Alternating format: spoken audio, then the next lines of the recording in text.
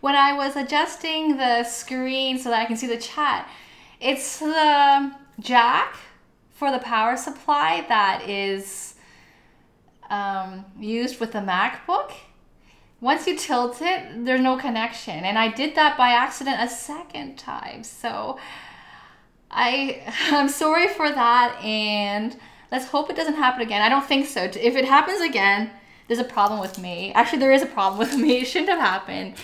It's happened once before on our channel, and that's it. And it happened twice in today's stream. So yeah, that's a lot of bad luck.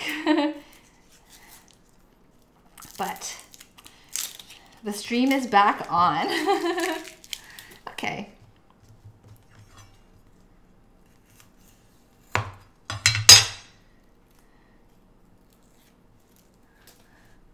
So we're dicing onion for the spinach dip. I'm going to use just this half piece for the spinach dip and leave this for the spring roll. I might grab another onion for the spring roll. Yeah, so I'm gonna actually get help with that so I don't have to leave the screen to get the onion. Can you let me know if you can see me on stream, because we just reconnected. Yeah. Okay.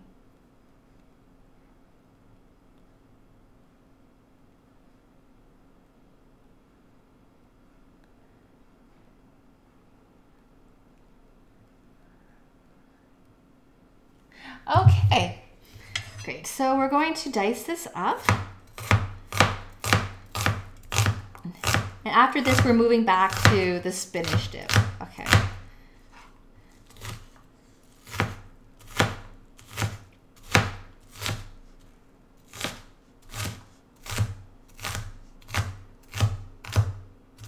Okay. Might as well cut this one. Oh, it's good. It's on again. Okay, thank you so much. Sorry for letting that happen 2 times. Yeah. So the power cord connection for the Mac, it doesn't stick right into the computer. It's this little magnet that just can easily come off the computer. Oh, my husband said I lost all the viewers. What to do, what to do.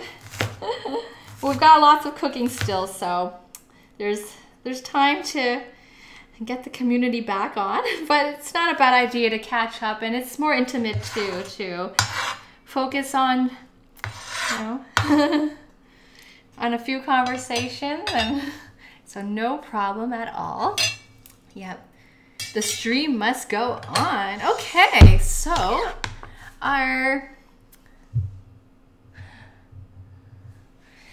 let's get the spinach out. Yeah, why do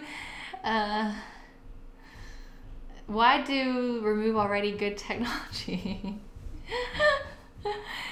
Yeah. Okay.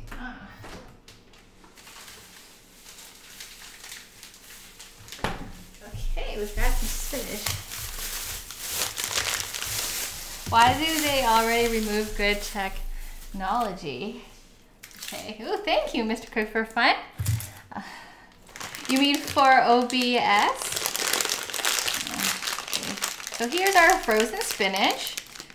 It isn't defrosted yet, but I have some water in the sink, so I'll put it in a bag and I'll stick it in the water, and that will help with the defrosting. Okay, great.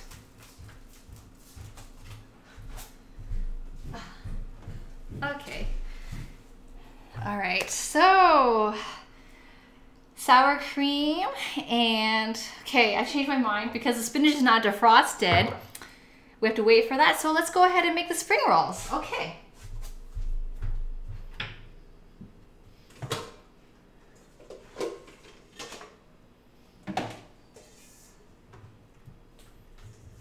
We have a big Oh, it was actually me who removed the connection. So on the MacBook, so there's the power cord is attached by this magnet, and it's so easy to, like, I moved the computer when I was doing some adjustment with my display so that I could see the chat better. I had the part of the chat screen hiding under another tab that was open, so I walked over and I must have moved the wire by accident, and then the power supply tilted like that and the connection was lost, and I was actually running off battery, which I had run out of, so that's why we got the lagging.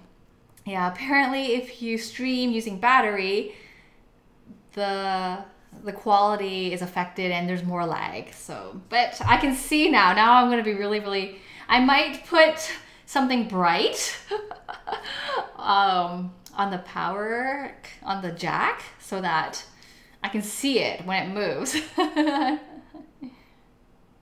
Oh, a few years ago, that screw, yeah, exactly. Yeah, exactly. That is good technology.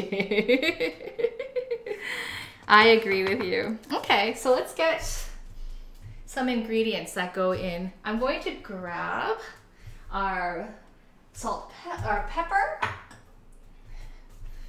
Actually, I'm gonna get all of this. Okay. Okay, and some garlic. Okay, this is one of our favorite items to make. Our family loves spring rolls. Okay. Hi, AR, how's it going? It's been a while. Yeah. Yeah. I remember when you were commenting on my meat pounding rhythms, and you said that your music director would flunk me. Yeah. So how is your practice going, Maestro? Are you still taking up the your a band? I forgot what it's called. Your ensemble, that's it. Are you still involved in your ensemble? Okay. So, okay, I can put all the carrot in. Okay. I always make too many spring rolls. But that's okay. Leftovers are good. But I really make like tons. Okay. Okay. We also have... I have a lot to get my head across.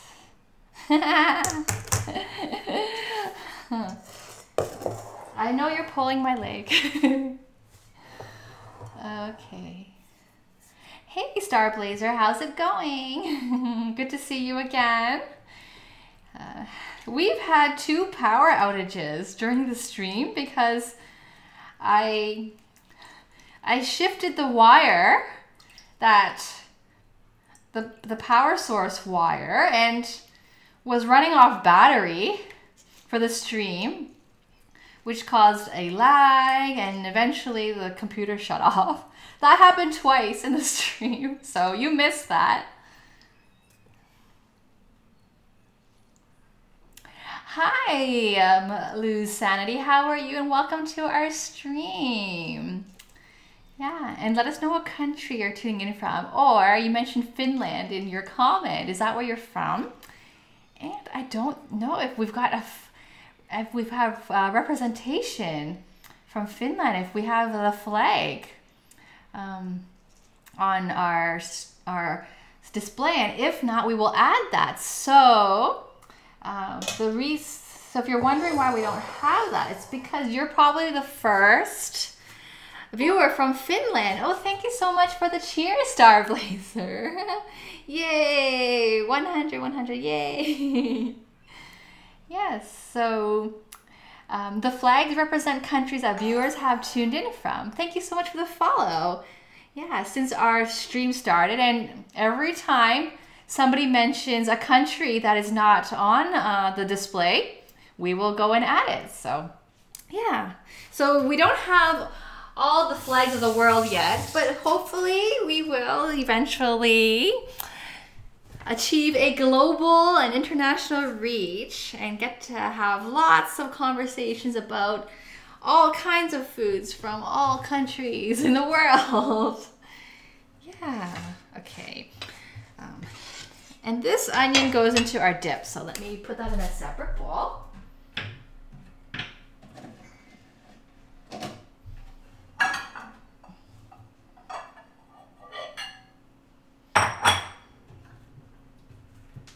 Okay.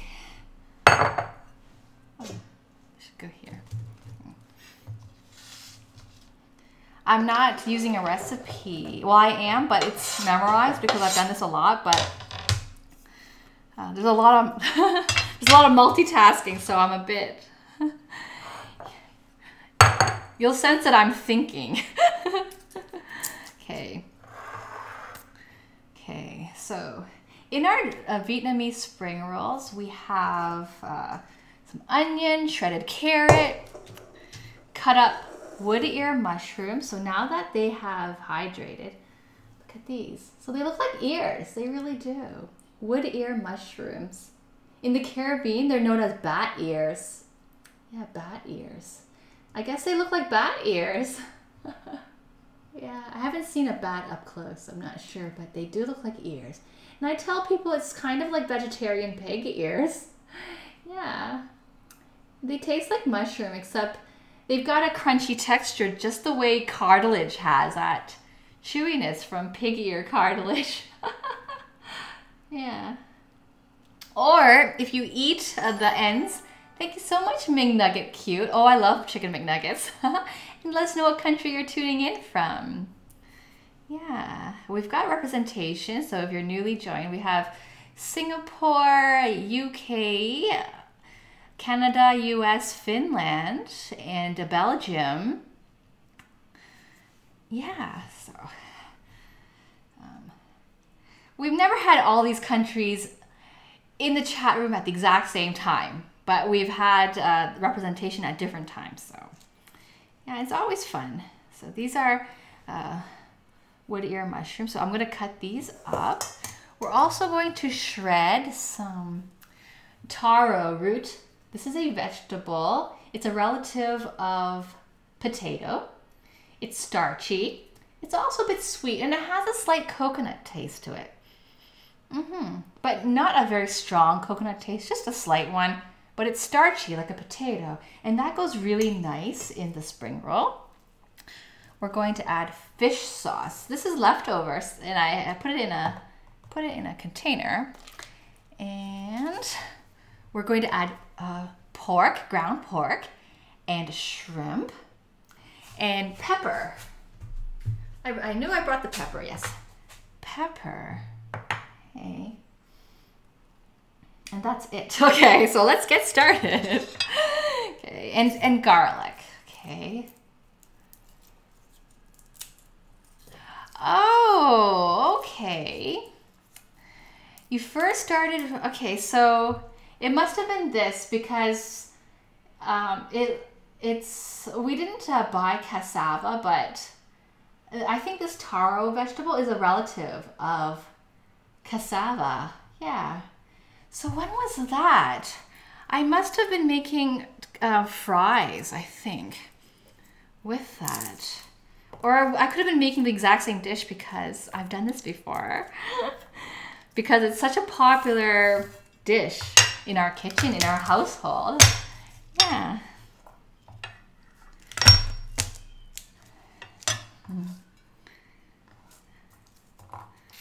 Oh, Finland is there. Okay, great, great. And let us know what requests any of you might have for foods that we can cook on the channel. We love exploring all kinds of cooking, all kinds of recipes and dishes. Yeah. We made a Dutch broiler, I remember, for the Almira requested. Yeah. We had some Singaporean viewers on earlier. It's really late there. It's a 12-hour time zone difference. And we made curry puffs. We made a Peruvian dish called ají de gallina, which is a chicken in a creamy, spicy gravy. We've made fresh pasta before. We made a bow tie pasta, and I wore a bow tie for that stream. We made this really good Persian walnut pomegranate chicken stew. Yeah, that's really, really good. We made that a couple times on the stream. My family really likes that. The combination of walnut and pomegranate is amazing. You get the deep tartness and fruity flavor from the pomegranate paired with the nuttiness of the walnut. It's a really, really good combination and super healthy. Okay, I'm going to chop this up. I'm kind of thinking I could use garlic press, but that's okay. I'll just chop it up.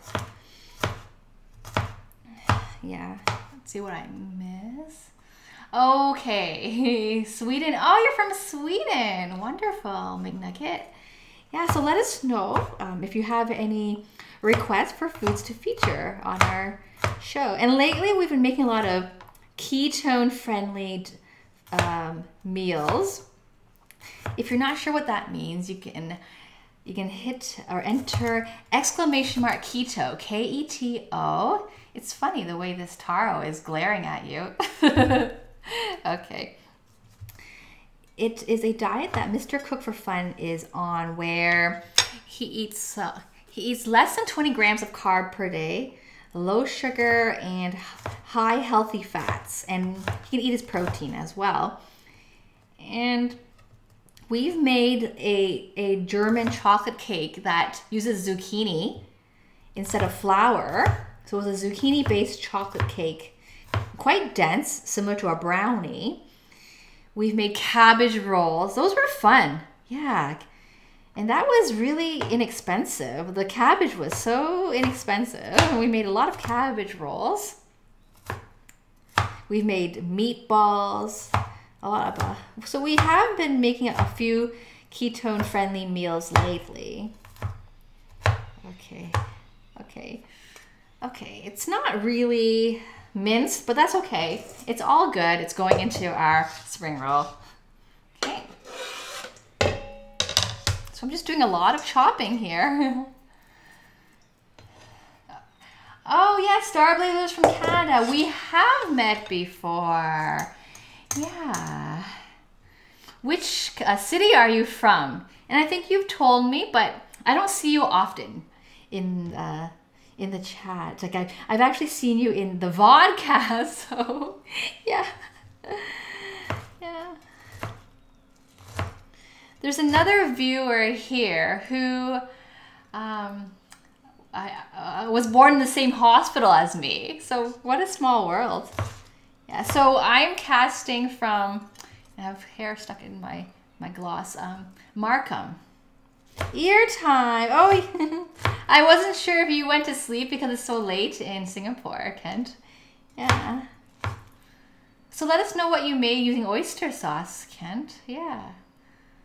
And how are you settling into Singapore? It's been around half a year already. Yeah. Oh, we should take a vacation to Montenegro. Yeah. Have you been to Montenegro? I have. I've been to Bermuda.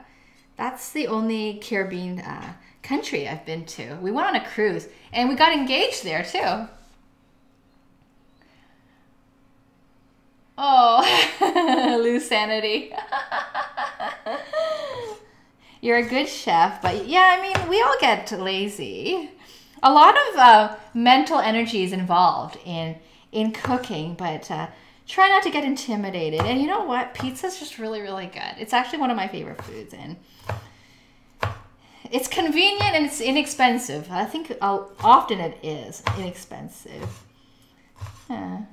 And what kinds of dishes do you like to cook, Lose Sanity? Yeah, so I don't think I've tried any dishes from Finland. So if you have any you recommend that we try here and make, let us know. Yeah. Yeah, we love exploring some new delicious dishes to add. It's actually this side with the bed head. All right. So, oh, we still have some more ears to cut up. Some more wood ear mushrooms.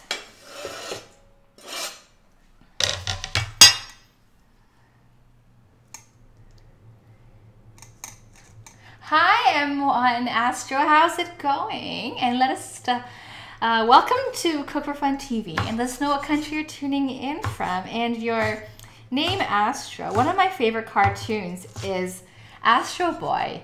I think he's just, I like his hair. Astro Boy.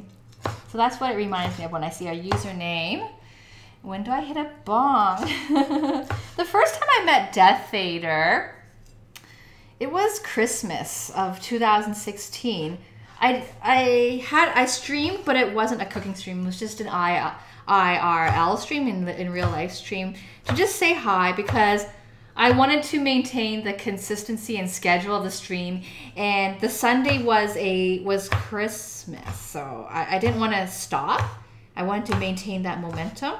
So I had a stream. It was just short. I think it was approximately 20 minutes. And I had to feature something on it. So I had a teapot. Yeah, no, I had a tea thermos. My hair just looks really weird now. Yeah, whatever. And it was clear, and I had a tea bloom inside it. So I mentioned it earlier.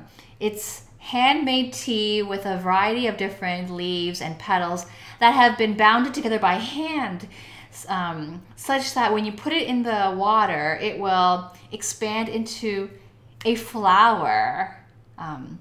Yeah, and it's quite lovely, and it's unique. So I did that for the stream. And when Death Vader appeared, Death Vader said, "Is that a bong?" And I said it wasn't, and then yeah, so.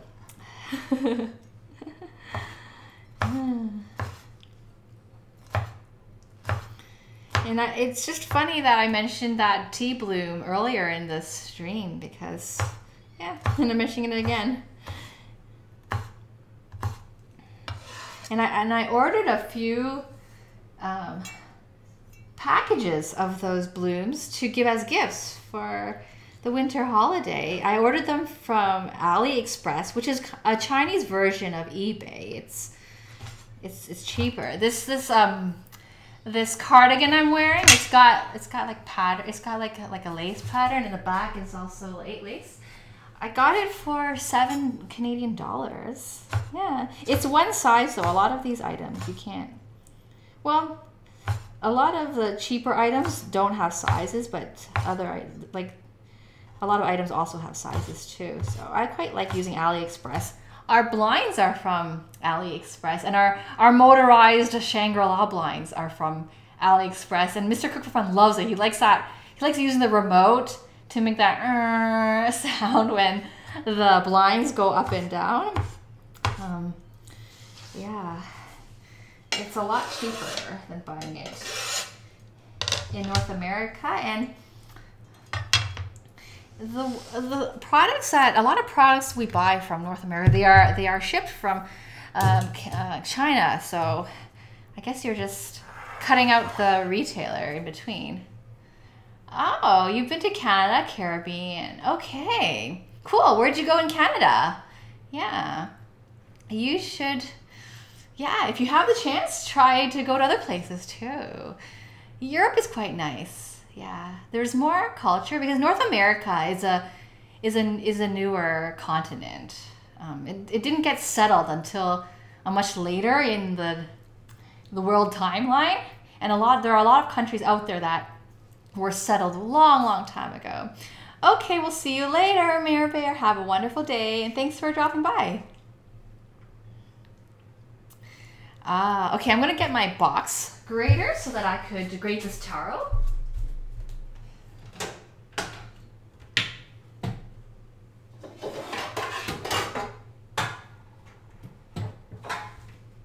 So Love Sanity likes, or lose sanity, or lose sanity likes pasta. Paella. Paella is pretty convenient. We made that one time on the stream, and that was fun. Actually, it wasn't paella. It was jambalaya that we made, or jambalaya, which is a Creole, Southern American, South U.S., not Southern American, a dish from the Southern U.S. with a Creole background that we made, which is similar to a paella. It's rice with a sauce or a broth added to it, such as a tomato juice and a variety of different meats. I think we used sausage for that stream and some vegetables, and we just put it in the rice cooker and let it cook on its own. Yeah, that was fun. And paella is similar. It's like a Spanish rice dish too, with seafood and also your tomato base as well. Okay. I dare. You know, people shouldn't be so afraid to eat. If a whole society or culture of people eat it, it's got to be okay. Yeah, there's no need to be scared of food. But I understand, because I often get that too in some people are afraid of eating certain Asian foods. In dim sum, which is Chinese appetizers, there's often braised chicken feet in this really delicious sauce, and it's quite popular, but a lot of people are not willing to eat that. Yeah, that's all right. A lot of cultures will eat. I know we have a friend from Uzbekistan, and we went to a Georgian restaurant. It's not the American Georgian, it's the country of Georgia. And he ordered chicken hearts. So it's like stir-fried or stewed chicken hearts that are seasoned, and they're tasty. It's, yeah, and nothing to be afraid of. People eat it, so it's edible. Yeah. Salmon soup. So, hello, Art of Musa. Welcome to Cook for Fun TV. And let us know what country you're tuning in from. Yeah. So what I'm shredding here is taro. It's a root vegetable. And we had a comment from another viewer that it resembles cassava. But cassava is a different root vegetable that's common in South American cuisine. And it kind of tastes like coconut, but not exactly. It's not as strong as coconut. And it's, when you cook it, it's like potato. It becomes starchy, yeah, and fluffy. So this goes into the filling. And if you look closely at it, you see these purple strands that resemble purple dust particles or purple strands. And when you boil it, the purple color comes out. So it's quite nice. And this goes into the spring rolls. Yeah, it adds a bit of sweetness to it because it's a sweeter root vegetable.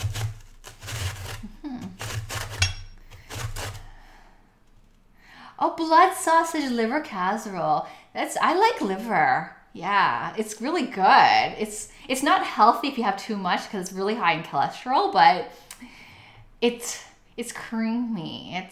It's melt in your mouth, so it's really good. But I'm gonna look that up. Blood sausage. I don't really know how to make sausage. We have a KitchenAid machine, and we can buy an attachment to make sausages, but I think it's kind of expensive. I think it's $200. And then to buy the casing for the sausage is not really easy here. But what I like to do sometimes in order to get the same taste that you would get from a sausage is to make meatballs. And it's kind of like a sausage, except there's no case around it. So yeah, so maybe I can try the blood meatballs. Liver casserole. Yeah. I like liver. I eat liver in congee. So congee is an Asian rice porridge. It's exactly like porridge, like oatmeal, except instead of using oat, you use rice and extra water, and the rice gets overcooked that it kind of melts into the water, similar to oatmeal. And that's really popular as a breakfast in Asia. And you add some salt to it, and you can add other ingredients. So liver with a little bit of ginger is really, really nice. So I like to have liver congee. I'm actually craving for that. I haven't had that in a long time. Yeah. My mom made a congee with beef slices the other day. That was nice too. And sometimes I have it with pork.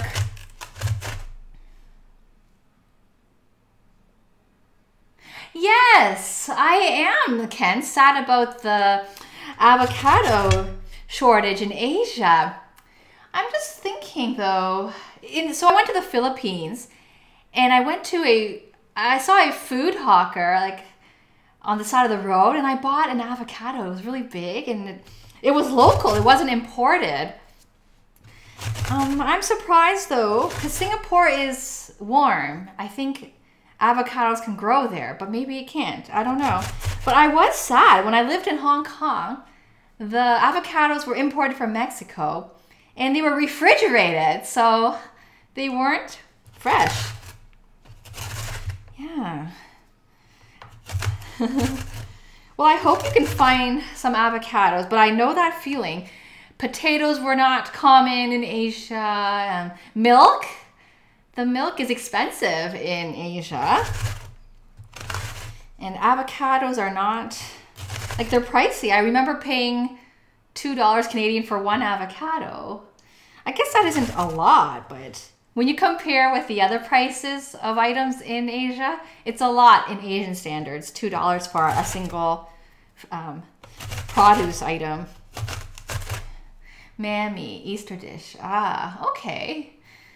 I'll look that up, but I'm interested in the liver casserole. Oh, you went to a lake past Niagara Falls. Okay. A really famous city in Ontario is called Niagara-on-the-Lake. But there are a lot of lakes in that region. In fact, a few lakes, and I should know my history and my geography better, but there are a few lakes that feed into Niagara Falls. For those of you who are not familiar, Niagara Falls is one of the 7 world wonders, and it's this waterfall that it's so impressive. It's so spectacular. You can see in the background, in the horizon, all the lake. That's all you see, and the water converges together, and you have this really awesome waterfall, and you get a lot of mist.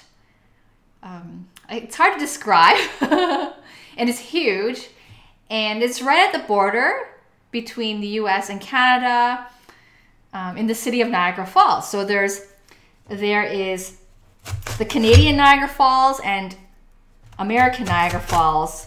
And when you visit Niagara Falls, if you visit the Canadian side, you see a lot of license plates that belong to different American states. We have a lot of American visitors come to visit the Niagara Falls. Yeah, it's nice. It's definitely worth visiting if you're in the area. Yeah, I say when I'm there, I only spend, so here's our taro. I think that's good enough.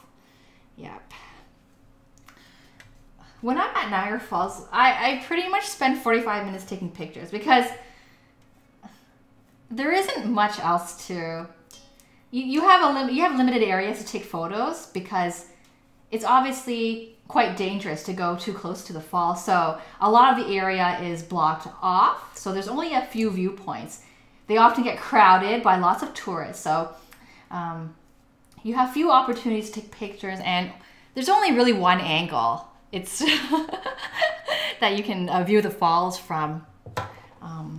But it's worth it if you're in the area. Yeah. It's a major honeymoon destination. Okay, so in Belgium, I'm going to just guess. I can't see the chat. Almira, do you have similar things? Do you have, how do I say this? Do you have foods that are similar to those in Finland? Yeah, I know the proximity is definitely closer than North America is. And do you also have liver casserole and blood sausage? And blood sausage is quite popular in British cuisine. Yeah. Yeah. My husband has a British background, but it's like his father was born there, but like moved to Canada when he was really young. So he pretty much observes North American traditions. But yeah, there's a lot more. If you look into your background, there's a lot more. So there's a lot of culture to explore. And I'm falling behind the chat. I'm trying to catch up. Oh, lingonberries. Okay. I'm thinking IKEA because I once made Swedish berries. And Swedish berries are often served with lingonberry jam. And I didn't have any. And I used raspberry jam. And I think Elmira was watching that stream and mentioning, oh, that's interesting. Never thought about using a raspberry jam, but yeah, I did that. Okay, oh, that sounds like a good combination. The tartness from the lingonberries with the texture of the liver. That sounds like a good combination. And I think in North American cooking, we don't usually combine a lot of fruits with meats, but I see it more in the European cooking. Yeah. Or in just, maybe not just European, in other cultures, because I do recall the lingonberries with the Swedish meatballs. Now you're mentioning the liver casserole. And you're saying it goes into your spinach pancakes. That sounds really good and healthy. That sounds really good. I'm going to look that up. I actually bought some frozen spinach yesterday.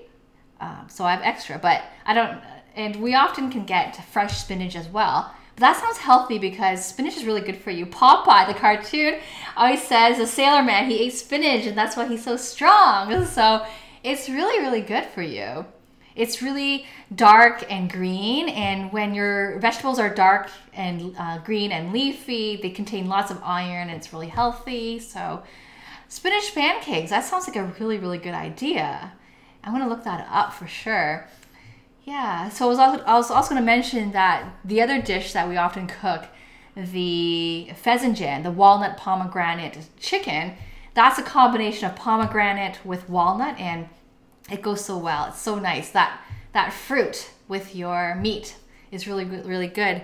Milk. Milk in Canada is pretty cheap too. I'm falling behind in the chat. Okay, I think I'm...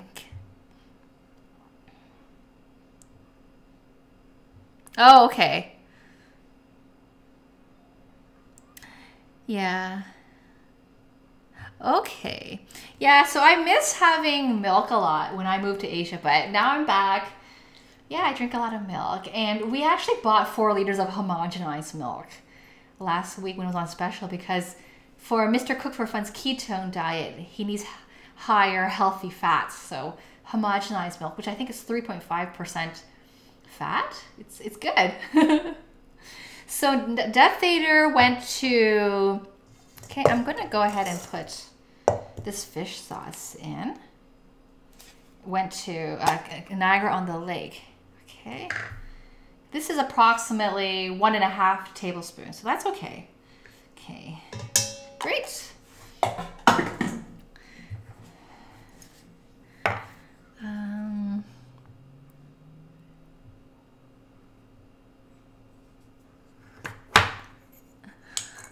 Hi, Colosso. How are you? Marie. I like that name. That name was given to me by Death Eater. Maybe I'll legally change my name to Marie. Yeah. I went to Nepal once, and my friend there does a lot of volunteer work and does a lot of work with an orphanage. And I think the children gave him the name Himal. Himal as in Himalaya, as in mountain. They named him Mountain. And I wanted a name too. And so my friend's roommate said, just ask the kids. Children will love giving out names. And I forgot to ask them. But it's kind of neat to ask people what name to be given, because I don't know. It means that I don't know. I don't know. I think a person's name is somehow connected to the personality, or a person becomes that person who has that name. Yeah. So Elmira, West North Europe is close to each other about food. Ah, got it. I remember we had a viewer from Slovenia. And I made a lamb cabbage soup. I made it off stream, and then I posted the picture on Twitter.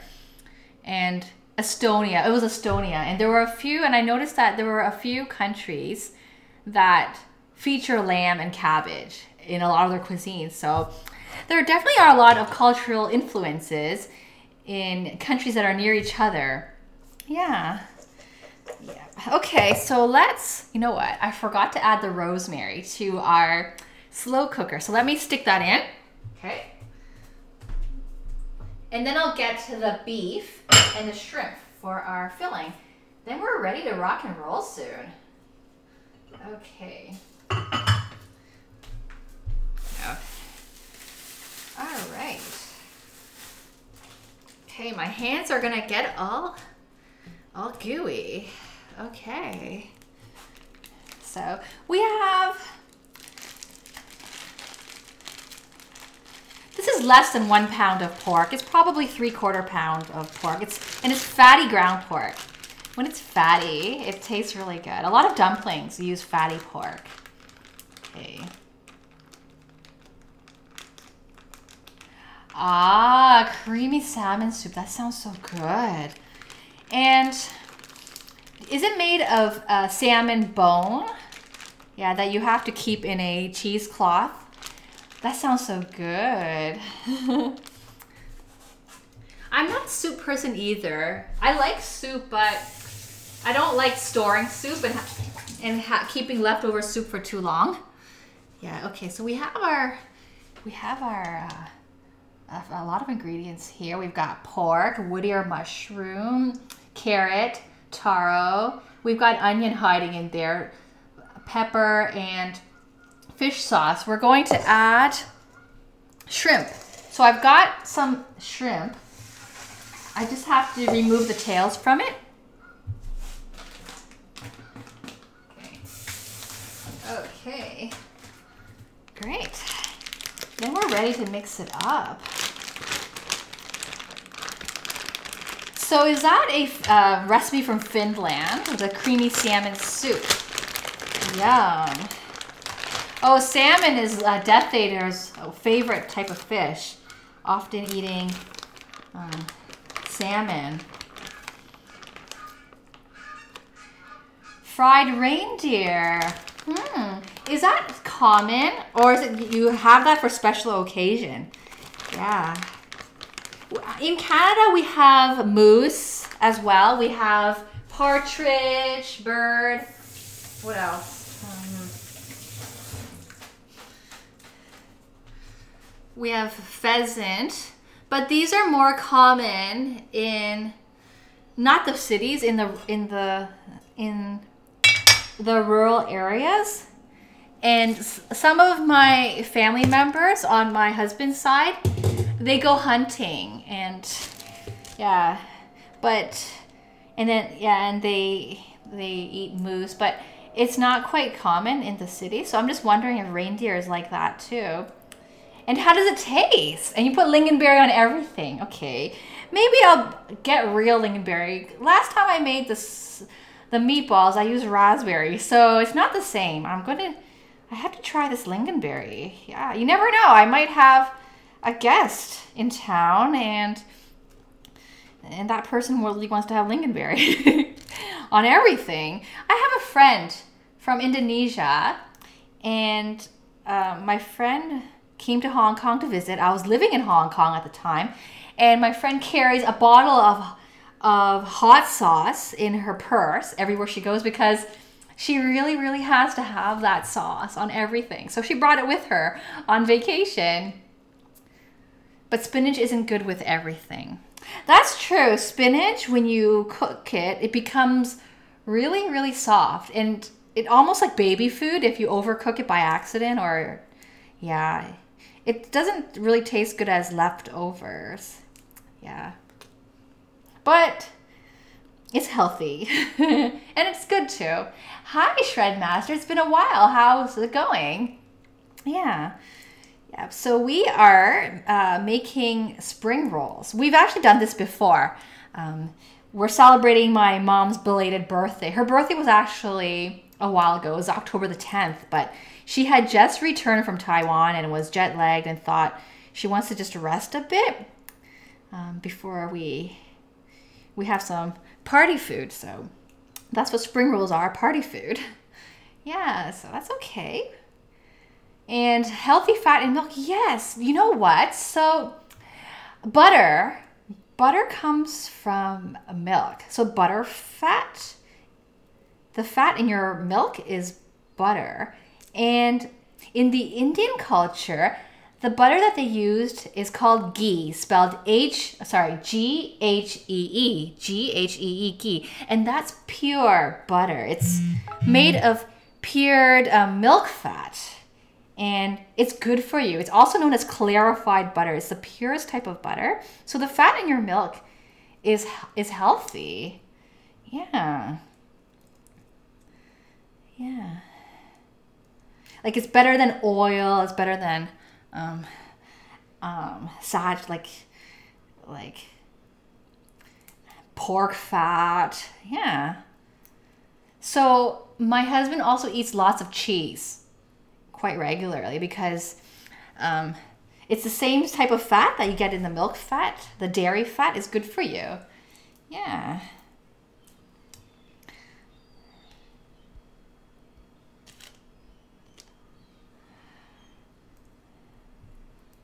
We should buy skimmed milk. So we buy the fatty milk so that Mr. Cook for Fun can get his portion of healthy fat, because his keto diet requires healthy fat. An avocado has healthy fat in it. Sorry, Shred Master, you're lost. So how do we get on that topic of, I don't know, were we talking about milk? I think we were talking about milk being cheaper in Europe and North America, and it's expensive in Asia. And then I mentioned that last week we bought a fattier milk, homogenized milk with 3.5% fat, because for my husband's diet, he has to have like more fat, but the healthy type of fat. So I think that's what you missed. We can deep freeze soup. That's true. That is true. Yeah, that is true. So one day we're gonna buy a freezer, a deep freezer, because a regular fridge don't have really big freezers. The fridge section is bigger, but we freeze a lot of food. Okay, so I was just taking the tails off. The shrimp was already deveined, and then I'm just gonna chop it up. And then we're just gonna mix the filling. Yeah. Yep. Okay. What I'll do is after I make the filling, I'm going to make the spring rolls. And while the spring rolls are frying, I'm going to make the spinach dip. I'll do it like that. Yeah. Because the frying takes a while. We probably won't fry them all on stream. We'll probably fry one batch. And then we'll do the rest off camera because it will just take too long. I don't use I try not to use too much oil. So that means I have to flip the spring rolls around. So it's almost like a shallow pan fry in a way. I'm chopping it up, the shrimp. The shrimp adds a nice sweetness to the taste of the filling. It's such a good combination. Your ground pork with your chopped up shrimp together, a really good combination. Yeah.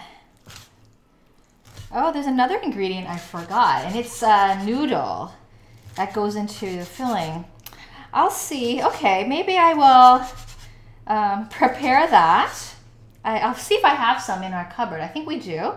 I'll prepare that, and then I can make the dip while that is preparing. We have to soak it in hot water for just 10 minutes, and then it's done. And then it can go straight into, it can get strained and go straight into the spring rolls. Salmon on top of sweet potato. Yes, okay. Have you tried making the sweet potato toast? Death Eater, that I sent you in a whisper, I think, quite a while back. You get your slice of sweet potato and you put it in the toaster. You have to put it on. You might have to put it in a few times. After it pops up, you might have to push down the sweet potato toast again to get it to cook, but it's quite good, and Mr. Cooker-Friend quite enjoys having that as his bread replacement because he's not allowed to have bread. Yeah. He's cheating today because the taro is high in carb, and we're going to wrap the spring roll in a rice wrapper, in a rice spring roll wrapper, rice paper wrapper, and so there's going to be some carb in there. All right. Okay, we've got our most of our filling. Just need to add the noodle. Oh, you eat reindeer a lot in Finland. Okay, is it a delicacy or a luxury item, or is it pretty common?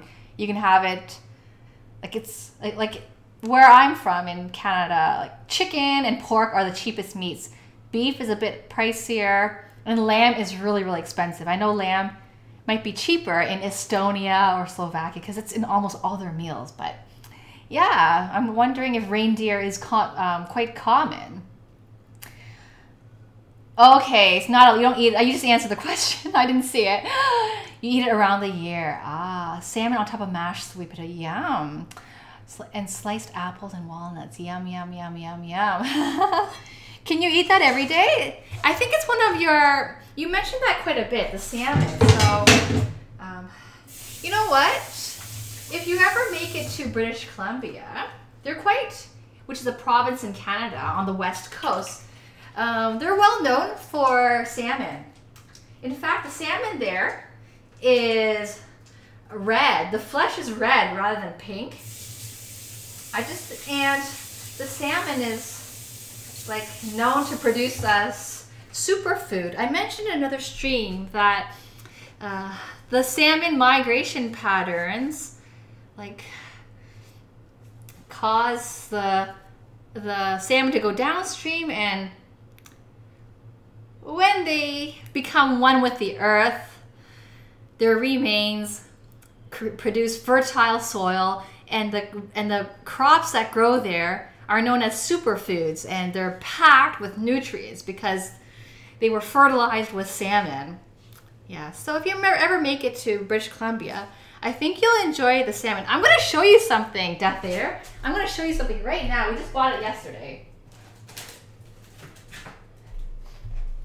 This is Wild Pacific Salmon Jerky. We bought this yesterday at Costco, which is one of those large grocery stores that require a membership.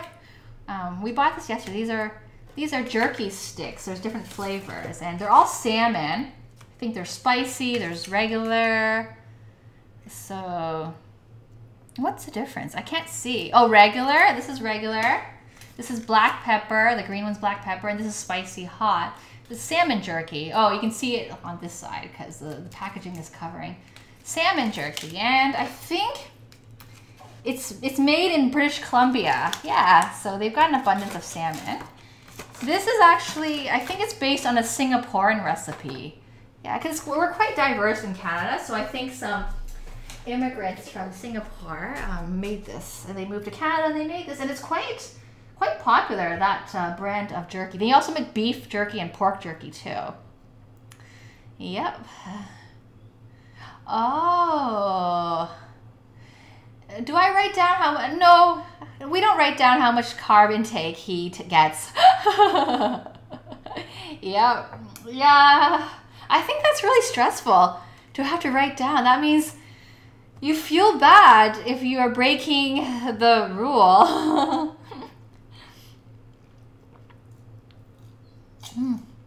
I'm having grapefruit juice. Okay.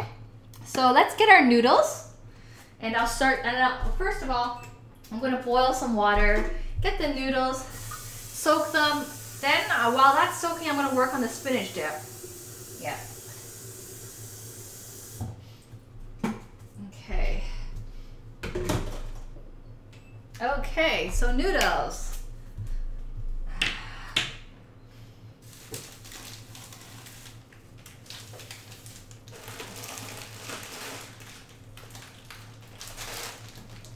All right, I came back with rice paper for wrapping the spring roll. Okay. I have a lot of rice paper because one of our family friends gave this to me. They said they didn't know how to cook with it, and I said I'll use it and I'll give you some of the food. And these are noodles made of bean. It's made of green bean, this noodle. Yeah. So it goes into the dumpling, but we have to, okay. So here's our soaking water for the wood ear mushroom. I'm gonna use this to feed our ivy plant. Guess you can't see it. Water the plant. Water one more plant.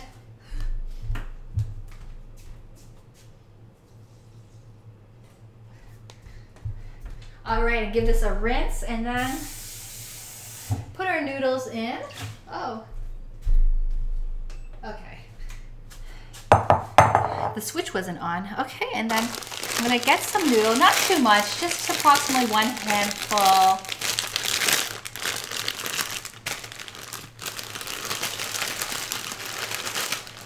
Yeah. I prefer beef jerky. Yeah, because the texture when the jerky is dried, I think it's a bit like it's more like leathery, rubbery compared to the fish jerky. Yeah. But I like salmon a lot too. Yeah, I like fish a lot. Yeah. My husband really likes salmon too. Whoops. Whoops. That's pretty funny. So it seems jerky is really American. I don't know. So the brand that I just showed you, that's a Singaporean brand made in Canada. And oh, one of our Singaporean viewers mentioned about making that. It can be made at home. It can be made in the oven too. And I do want to try it. Yeah, it's very good. So I guess different cultures have their way of preserving meat, and that's why jerky, there's a Singaporean version. Oh, there is, I think, an Australian version or African version called Billabong. Billabong, I forgot what country that's from, but it's beef marinated in coriander seasoning and dehydrated. So I'll tell you why we bought our food dehydrator. We bought a food dehydrator about a month ago off of Kijiji, which is like Craigslist. Just people posting things that they're selling secondhand. And my friend let me try her dehydrated pineapple, and she said that her husband bought the dehydrator because he really wanted to make billabong. Like, he really likes billabong. I think it's an African, yeah, I think it's African. It's an African beef jerky. Now remember, we had a viewer, I think from Africa, mentioning that at the airport you can buy it to bring home, like to bring back to your country, I guess if your customs allows it. And it's common. So I think it's African. And yeah, that's how I came. So I bought this dehydrator after my friend bought it because I tried the dried pineapple. It was delicious. So then we bought our own dehydrator. And we've been dehydrating a lot of treats for Winston. We've been dehydrating chicken hearts, chicken livers, and pumpkin. Pumpkin's really good for dogs, so yeah. But we haven't tried making beef jerky yet. Yeah, have you, Death Vader? I know you also have a dehydrator at home. Yeah, okay. So let's get a coaster because we're going to pour some hot water. I know that was loud. My mouth was right over the mic on to cook that. Okay.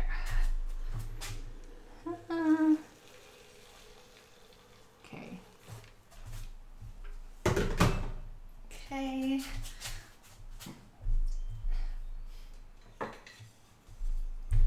Just gonna immerse the noodles in there and it'll be done in no time. And we're gonna work on the spinach dip. I think our spinach should be thawed by now. It was a bit frozen when I took it out of the fridge. It hadn't completely defrosted in the fridge overnight.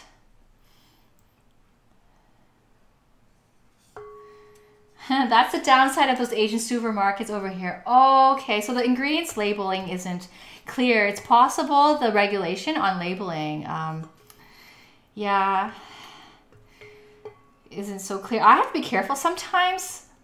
If I get a sauce that says it contains sesame, I worry that the producer might have added peanut to enhance the nuttiness of it, and I'm allergic to peanuts, so I often avoid sesame sauces, although I use sesame oil in my cooking, which reminds me I'll put some sesame oil in the spring roll. I often avoid it because it could be wrong. Yeah. Yeah, if you have allergies, yeah, just be mindful of that. Otherwise, yeah, this is just bean noodles. Yeah, and it doesn't taste like bean. It's got almost no flavor, but somehow it's made of bean. I find a lot of noodles don't have a lot of flavor, like Asian noodles. Okay, so while that is cooking in hot water, let's make our spinach dip. Okay, so we have a strainer and we have our spinach that it's in a bag, and I put it in water in the sink, and we're going to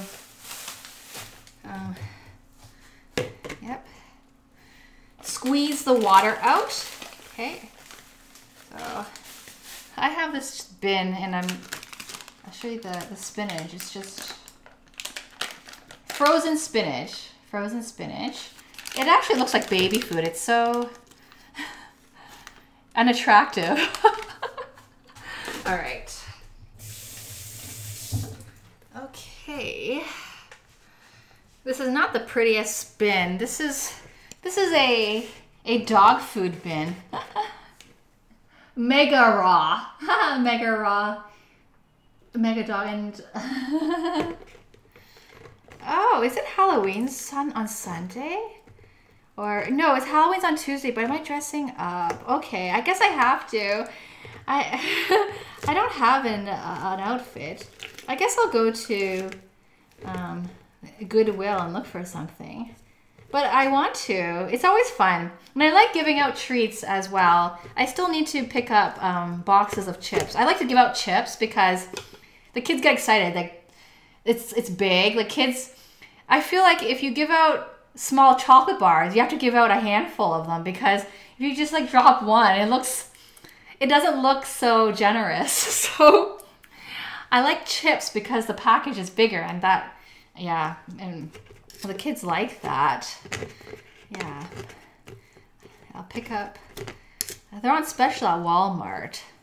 50 packs of little snackable chips for 50 snack bags of chips for $7.50 Canadian.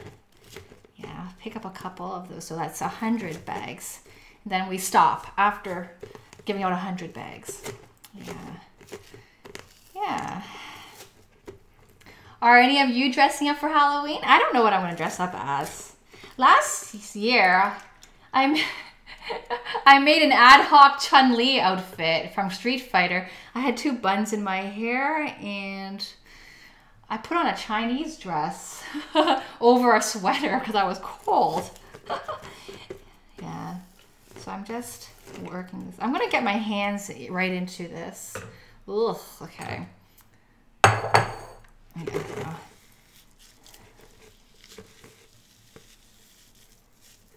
Pumpkin soup, pumpkin chowder, pumpkin grits, pumpkin chips. I'm giving all the pumpkin to Winston. But I eat the pumpkin seeds. I made pumpkin chocolate muffin not too long ago using leftover pumpkin pie filling from like last year that was in the freezer. I was cleaning my freezer out and thought I had to use this pie filling. So I mixed it into my chocolate cake mix batter. And I bought that batter. It was a box. It was a cake mix box that I bought for $1. Yeah. Ooh, my fingers are cold because it's still a little bit frozen. Ooh. Okay, I'm going to let that drip to the side. And I'm going to mix the other ingredients so that my hands can warm up. They're cold from touching the spinach. Pumpkin chowder, that sounds good. Yeah. And pumpkin's pretty healthy too. Do I have any left? I have some pumpkin left, yeah. And it's not enough to fill an entire dehydrator to make for Winston. So I might make something out of that, yeah. Pumpkin seed bread, yum. You're gonna dress up as the Reaper with Sky Black. Ah, very nice. Wonder Mrs. Cook for fun. Like wear that corset top. I'll be too cold. Okay, this is like really bothering me, this thing here. Okay, I know what I can do. Yeah, you're my mirror because I've got a hairpin. Clip it down there. There. Okay. So for this spinach dip, the recipe would normally call for an entire container of sour cream, 1 cup of mayonnaise, spinach. So these frozen spinaches are purchased in 300 gram portions, but there's 2 in there, so I'm only making half a portion. Water chestnut, but we don't have any water chestnut. So we'll get the same flavor, but we won't have water chestnut. And instead of spring onion, we're using just a bit of white onion. Okay, so let's get started.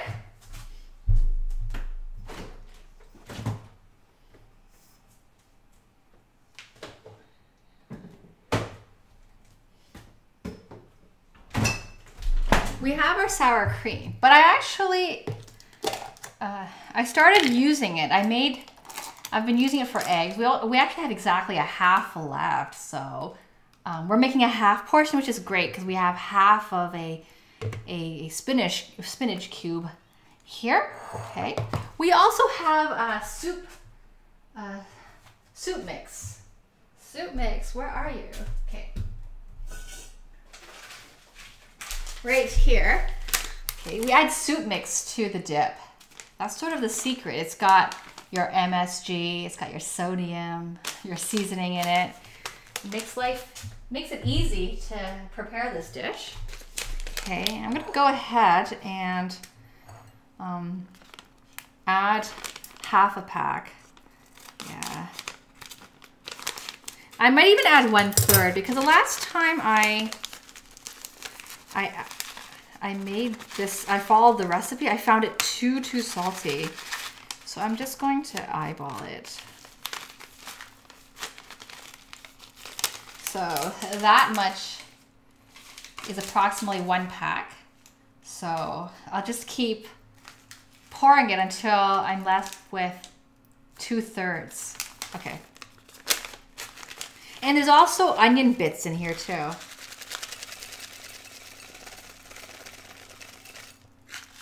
I don't know, I might get it wrong, but I'm not too worried. I'll just add a bit more and I'll leave it.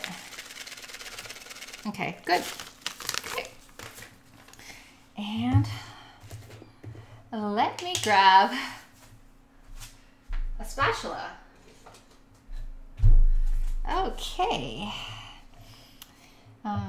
So it's normally 1 cup of mayonnaise to an entire container. We have about half, so I'm just gonna eyeball a half cup of mayonnaise. I once brought this dip to a potluck, so that's about a 1/4 cup. And people enjoyed it. They enjoyed the dip. And I said it contains a cup of mayonnaise. That's why it's so good. It's so creamy. And then the girl I was talking to, she stopped in her tracks. She was like, oh. She said, I don't think I'm going to have any more. Yeah, I guess. Yeah. Now when I go to potlucks, I include a label with the ingredients. Sometimes even just like a small snapshot of the recipe, but like she enjoyed it, and but it really freaked her out that the dip contained 1 cup of mayonnaise. And it's not like she was eating the whole dip. She probably put a tablespoon on each carrot piece or broccoli piece, maximum, right? But yeah, that freaked her out. Okay. So I'm just putting all the sour cream in here.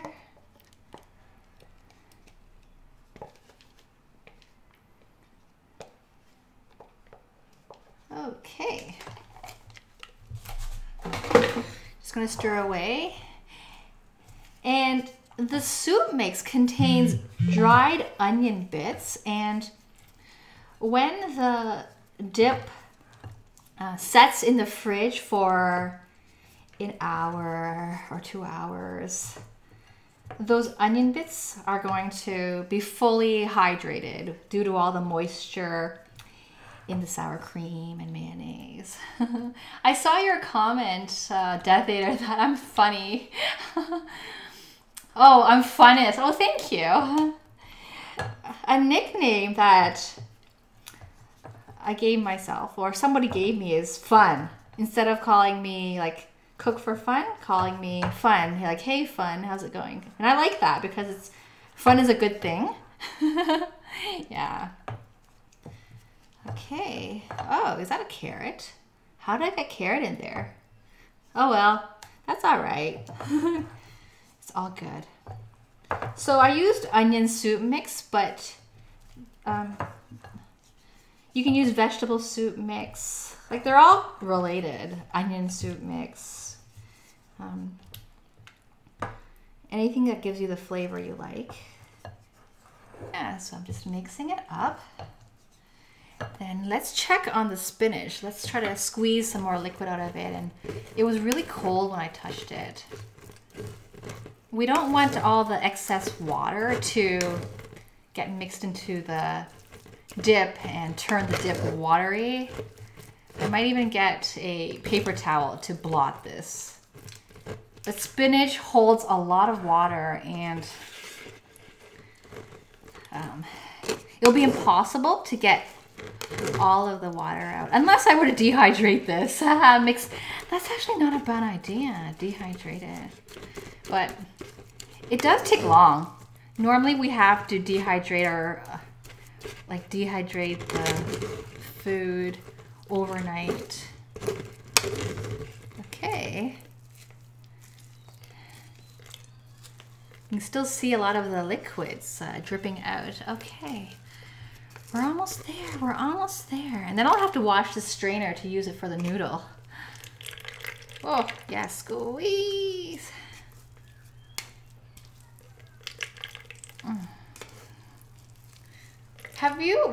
What countries have you visited, Death Vader? You mentioned the Caribbean, and have you been to Montenegro? And how do you compare the different countries in the Caribbean that you've been to? Yeah, there's so many. Apparently people buy islands. I guess you have to be really wealthy to do that, but you can do that in Canada too. Yeah, you can buy islands, but like, yeah.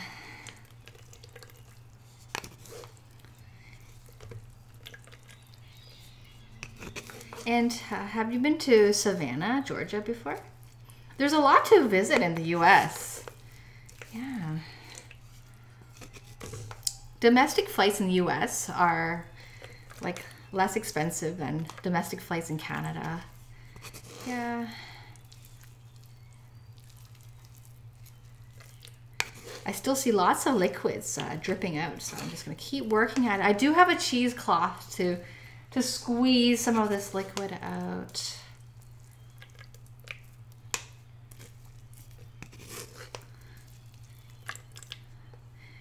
Yeah. The trick with the spinach dip is to let it really sit for a while in the fridge, because the soup, the dried soup powder, has to blend in with the creamy mixture, the sour cream and the mayonnaise. If you serve it immediately, you're gonna taste the grittiness of the soup powder. Oh wow, we're getting lots of liquid out, so that's really good. I kind of feel like I want to cheat and use a cheesecloth. I think I just don't want it to be super liquidy. So we've got this cheesecloth. We've used it for so many things. What did I use it for last time? I made something and I used this with zucchini. Yeah, that's what it was. Okay, so I'll put this to the side. I've got tea leaves in here because we used our cheesecloth for making, woo. Okay, maybe I won't, it's pretty dirty, so I'm not gonna use this cheesecloth. All right, then I'll just pat the spinach dry with some paper towel. Yeah, no problem, we've got paper towel. Okay. Okay, I'll just do it right out here. Squeeze. Woo! It's really, really wet. Oh, so wet. See all that iron from the spinach? Really, really wet. Wow, I do wish I could use my cheesecloth, because I want to get all the moisture out. I just use my hands and squeeze the liquid out then. You know what, it might be okay. Okay, that looks gross. Okay, let me wash my hands. Okay. All right, then we can finish making the filling for the dumplings and start wrapping away. I'll also turn on the heat to preheat the, so we're just gonna mix that spinach into the dip. Okay.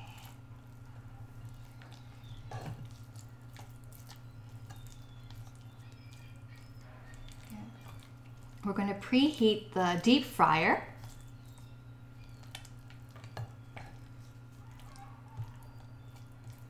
Yeah. Okay.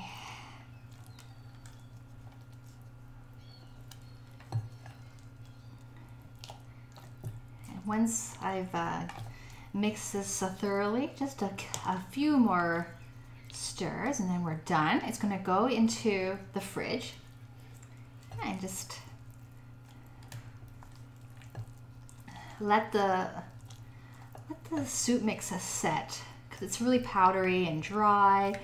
It will give off a really gritty texture, so we need it to blend and infuse and melt or dissolve right into the creamy mixture. Okay, good. So I'll give you a close-up look of that. Here's our spinach dip. Okay, great. Oh, thank you so much for the follow, Xander3. And welcome to Cook for Fun TV, and let us know what country you're tuning in from. Yep, all right, okay. I'm just gonna leave it with a spatula, and I'm gonna put this in the fridge, just like that. While I'm at it, I'll see what else goes in the fridge. I think we are good. Okay.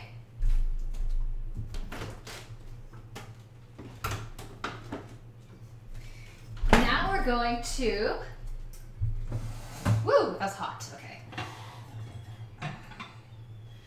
I'm gonna preheat our deep fryer, and I'm going to bring the small camera back online. All right. I'm wondering if I should use this skillet for shallow pan frying. No, I think I'll use a deep fryer because we'll get more accurate temperature. And welcome, you're from Romania, and let us know if we need to add your flag. I think we've had a Romanian viewer before, but if your flag is not represented, we will put that on after the show. Great, so let's put our little webcam back up there. Okay, and we're going to add oil to the deep fryer. So I'll bring this up to the front so you can see. Okay.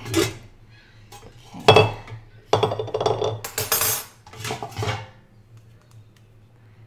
And one thing we do in our kitchen is that we recycle our deep frying oil. So after we are finished frying with the oil, we're going to use a coffee filter to strain out any of the burnt pieces and store that leftover oil in the fridge. Store that leftover oil in the fridge and use it again for the next time we deep fry. So we're gonna do that, okay? And we'll get the oil from our fridge.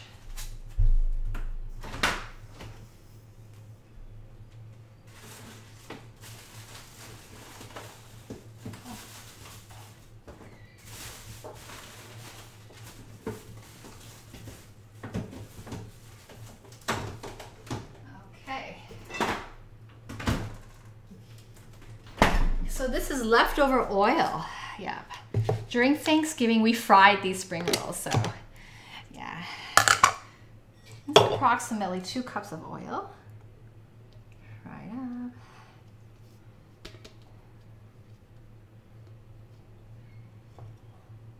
up. I'll see if I have more oil in the fridge. I might have even more.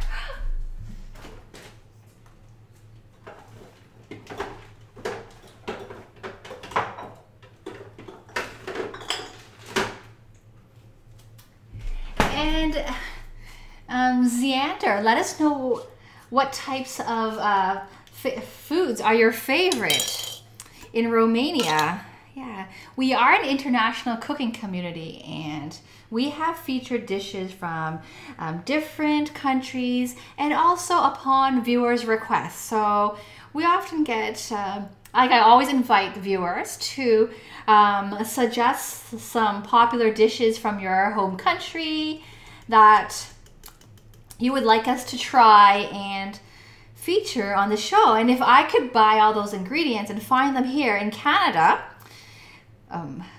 we will let you know and we'll feature the dish on the stream. So we really enjoy doing that. It's fun. It's fun. Okay, so we've got quite a bit of oil.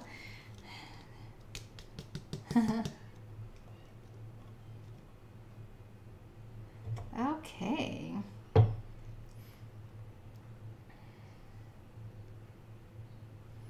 All right.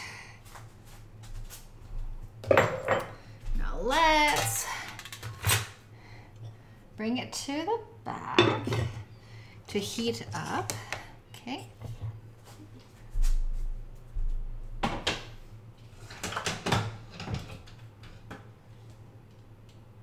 There.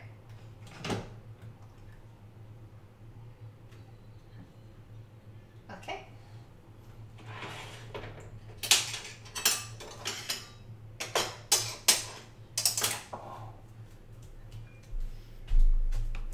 We will always start with lower heat, such as 325, to par fry it. Par fry means we want to get the inside cooked first, and then we finish it off by raising the temperature to get the outer layer golden brown. Okay.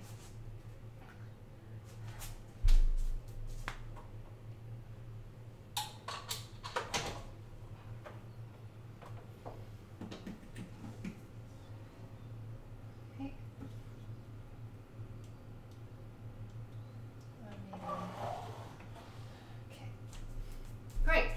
And maybe. Okay. I can smell the beef. It smells really, really good. Okay. And I'm going to use this strainer for the noodles. Cabbage rolls. We actually made cabbage rolls about 2 streams ago as part of like to accommodate Mr. Cook for Fun's keto diet. Yeah. And that was fun. Yeah. One of our Polish viewers came on. We actually use Korean cabbage for the cabbage rolls. It looks similar to the European cabbage, except instead of a circular shape, it's kind of like flatter. It's kind of like, what is it like? Just more oblong. Just imagine your circle that's been smushed, but that's what the Korean cabbage looks like. It tastes exactly the same. It was cheaper than the European cabbage, so I bought the one that was cheaper, but was still a cabbage, and we used that to make cabbage rolls, and yeah, well, Mr. Cook for Fun really enjoyed that, and it's a ketone-friendly diet. So if you're new to the channel, Alexander, we often cook foods that are by viewers' request. So we've cooked the cabbage rolls before. For Death Eater, we made the bow tie pasta with sausage and red pepper. That was really good. Yeah, so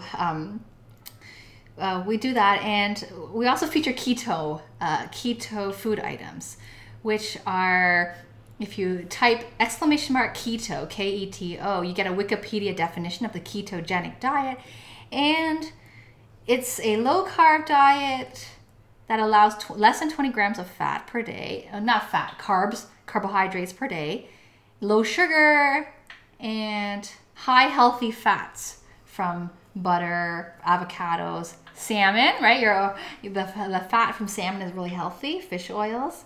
Yeah. Okay, so let's strain that. I can tell you the beef smells really, really good. Okay, just gonna strain that, and I'll pat it dry with paper towel again.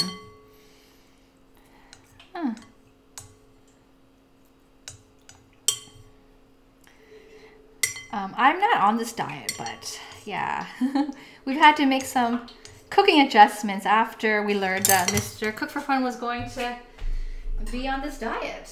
Okay, I use this for beef, but getting beef flavor into the spring roll is no problem at all. Yummy, yummy.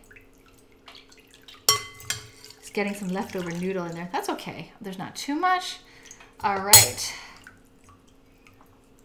I'll use this bin again for dripping the leftover water. It smells really, really good. The cooking's coming together. All right, and we'll just pat this dry.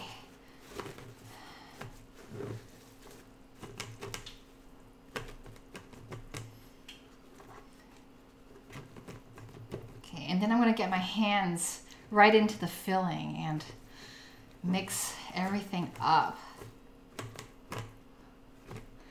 It's pretty wet. What could I do? Okay. I think the root vegetable might soak up some of that liquid. Okay. Some recipes will say to add some starch to it. I'll try to avoid doing that because based on the fact that I added the root vegetable, and we're just gonna cut up some of this noodle because you can't see. Yeah. So we're making a Vietnamese spring roll. This isn't a viewer's request. It's sort of it's a kitchen request due to, or a family request. My we're celebrating my mom's belated birthday, and okay, time to get the hands up, roll up the sleeves, wash them.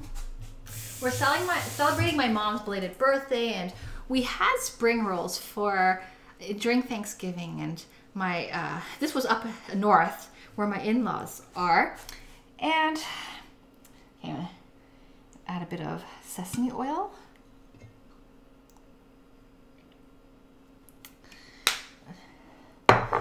And I mentioned we had spring rolls, and it sounded like my mom wanted some too, so just making up for it by making it again.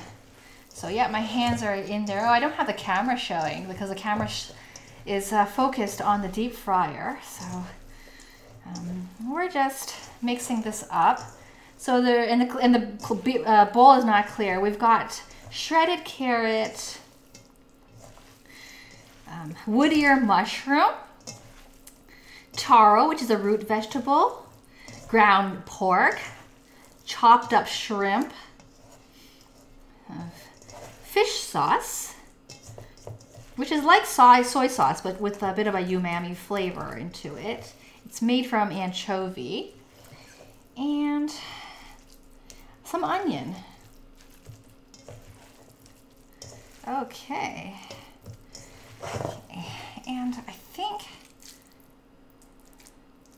I might actually add a bit of flour to it. It's a bit wetter than I want, so we'll do that. Ooh, it smells good too. I can smell the aromas from the fish sauce and the sesame oil. I can't smell the meat because it's not cooked yet. I can smell the beef though, that's cooking in the background. Okay, I'm gonna wash my hands and add some starch to it. I didn't have to do this last week when I was up north, but we're gonna have to get this a bit drier. Okay.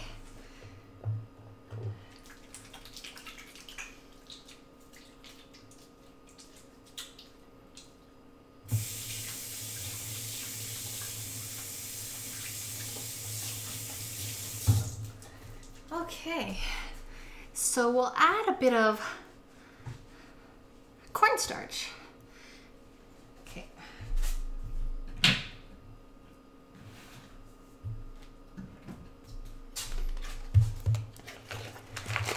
Some people might add egg, just whatever binding agent you want.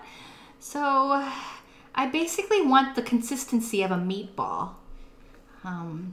I want the filling to be nice and tight when it's fully cooked in the spring roll.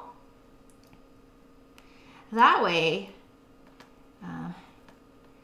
each bite that you take has a really nice, solid texture. I'm gonna put this mayonnaise in the fridge.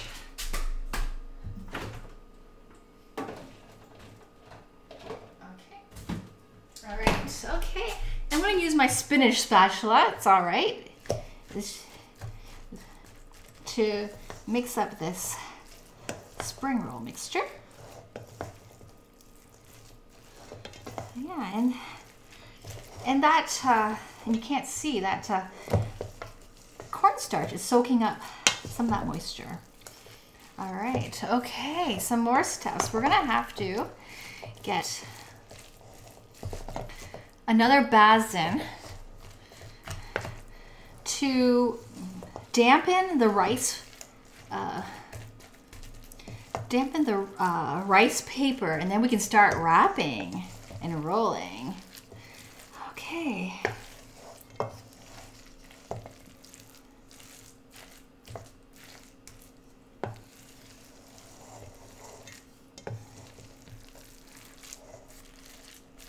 Okay.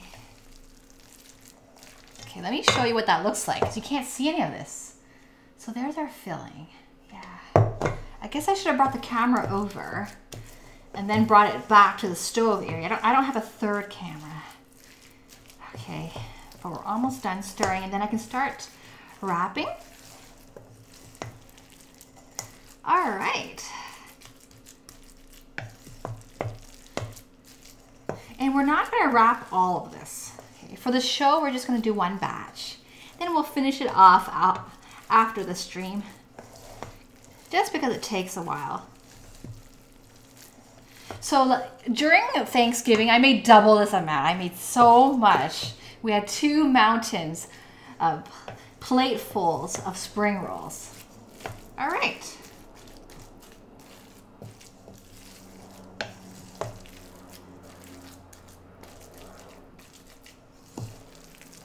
Okay, so let's start rolling. Let's get our big basin.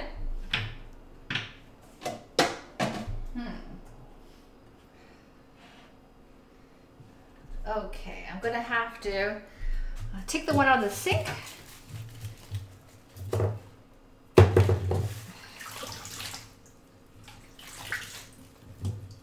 Okay. And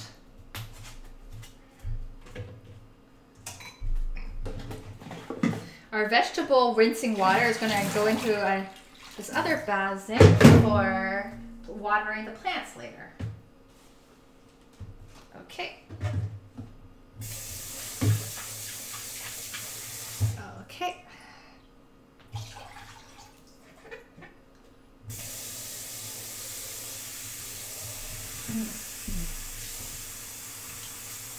All right, now let's get a tray to place these spring rolls on. Okay.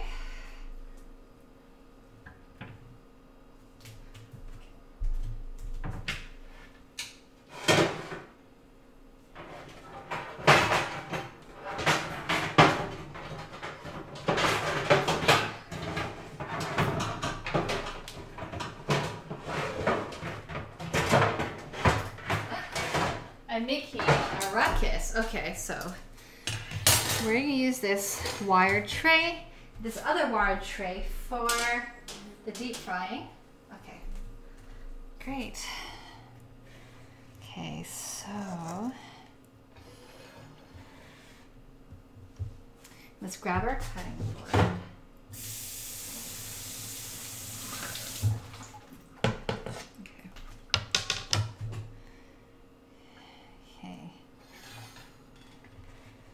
Okay, I don't want to block your view.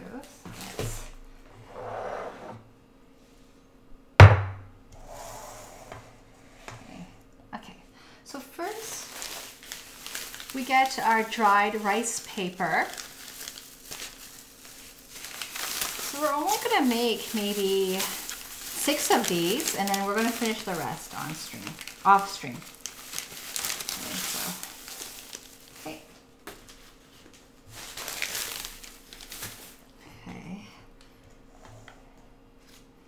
First, and my drink. First, we're going to dip in water.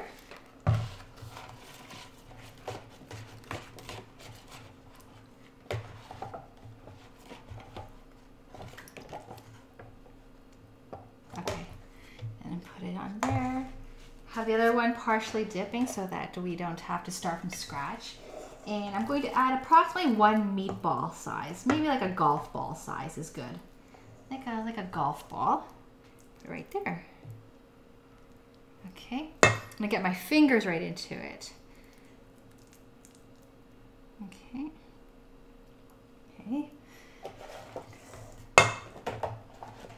Dip the others. Now I'm going to. I'm just gonna move this aside, so I do 2 rolls at a time. It takes approximately half a minute for the rice paper to get soft enough for rolling. So again, we'll put another meatball size filling. approximate, a bit bigger. Okay, so we'll start rolling this other one.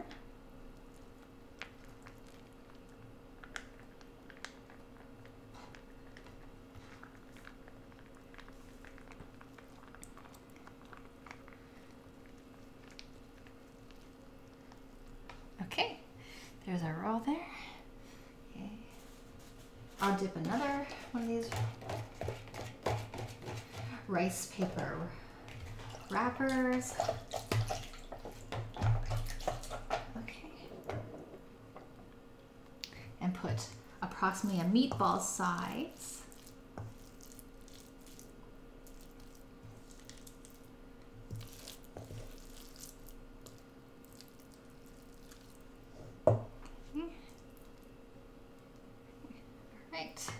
Okay, and I'm going to roll the second one up. And let's put another wrapper into the water so that it can be ready for rolling.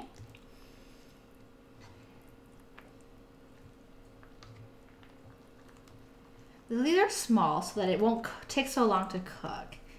And that way you can eat more. You get more crunchiness that way if your filling is smaller. You get more of that peel, the skin. Okay. Okay.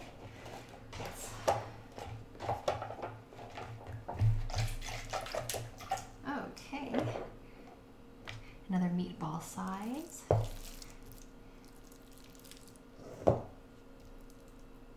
Okay. We roll up this one here.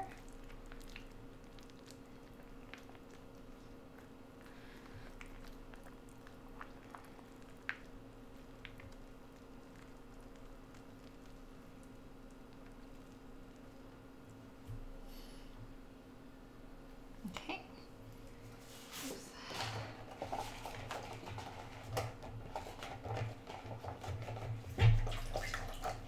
So we're almost done rolling. We have 3 complete. We have 3 more to do, then we'll start frying them. And we'll start setting the table. Yeah.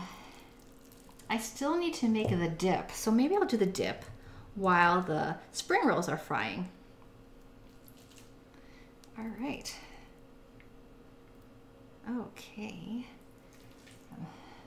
I'm not using the other finger. I'm trying to stay, well, I guess I'm get my hands right into it now. Prevent from touching raw meat, but I can't help it, I guess. Okay. So while we're frying at the stovetop area, I'm going to firstly adjust the camera so that you can see, and also start make the dip.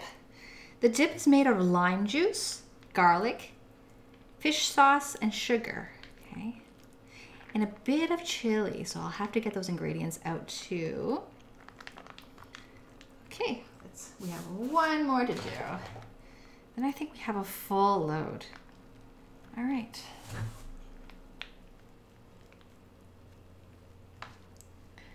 Okay. And then I'm putting the filling in the fridge just to stay fresh while I'm prepping the other items. Okay.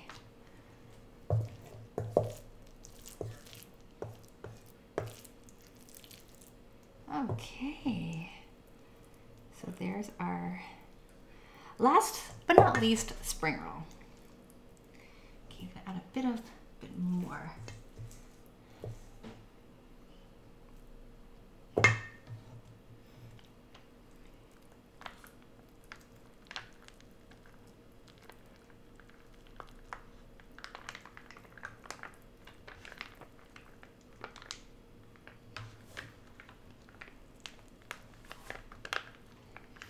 Okay.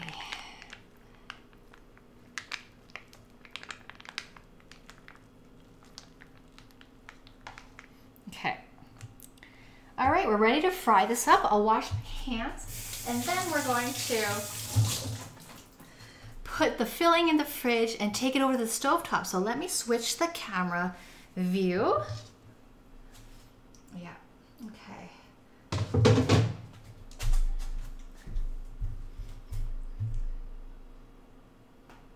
All right, so let's get frying.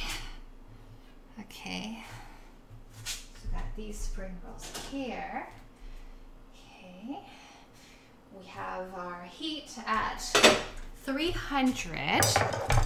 Okay, so we're going to par fry it first for approximately, it takes a while, for approximately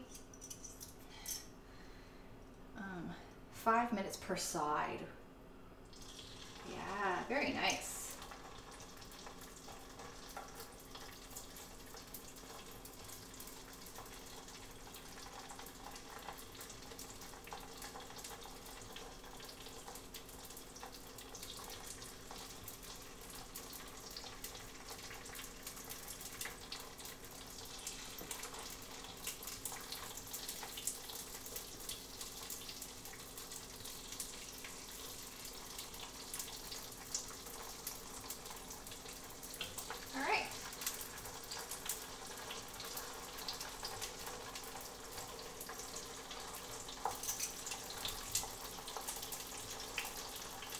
So these are frying. I guess I can use this.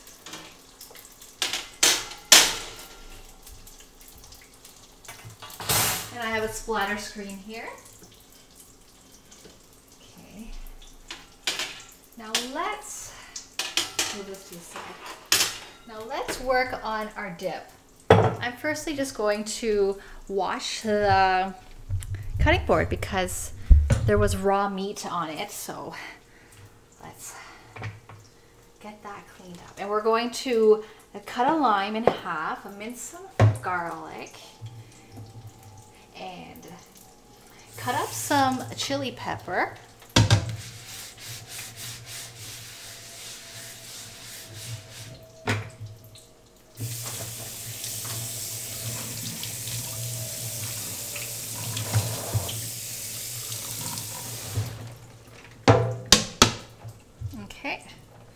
Okay, so this is pretty wet. Okay, over to the side here, we're gonna cut up a lime. This lime has turned yellow, so it's really, really ripe. Gonna get some garlic.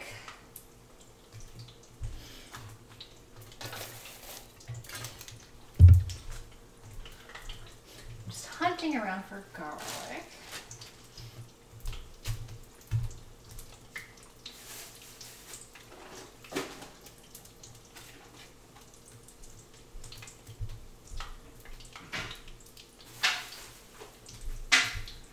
Garlic and sugar.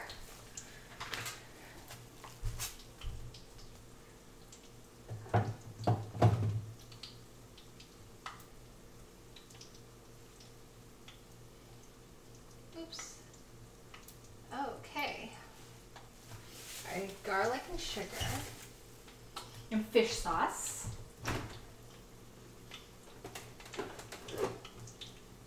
All right. We're on the last stretch here. So let's get our knife. Okay. And let's get a bowl for our fish sauce.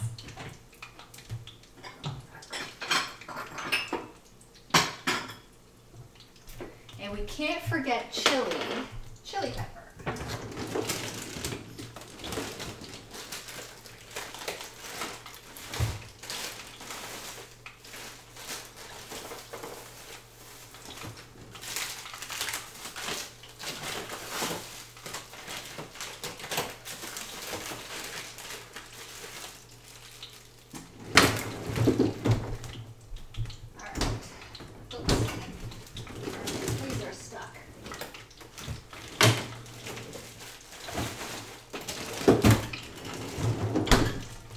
We've got some, I can move this camera a bit.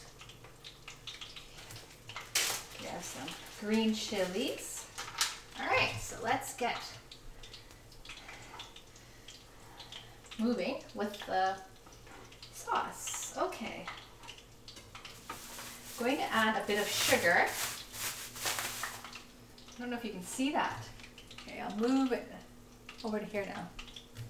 All right. So approximately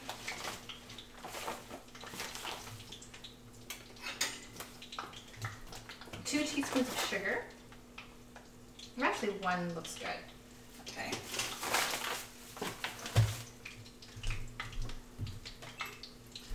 A little bit of hot water to dissolve that sugar, just a little bit. Okay. Give that a stir.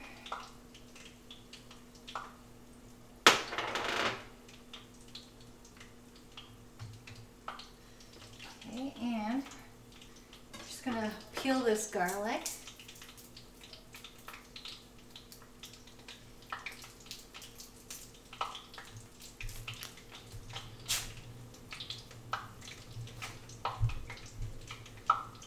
And in a moment I'm going to check on the spring rolls. We don't want to burn anything here. And I'm just going to hand mince this garlic.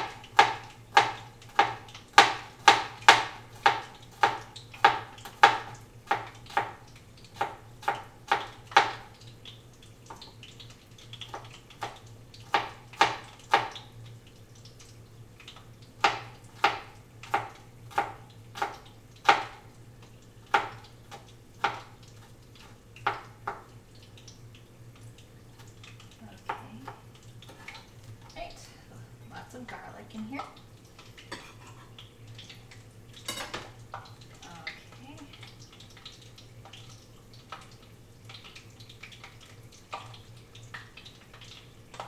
Okay. And chop up we're gonna chop up the chili pepper.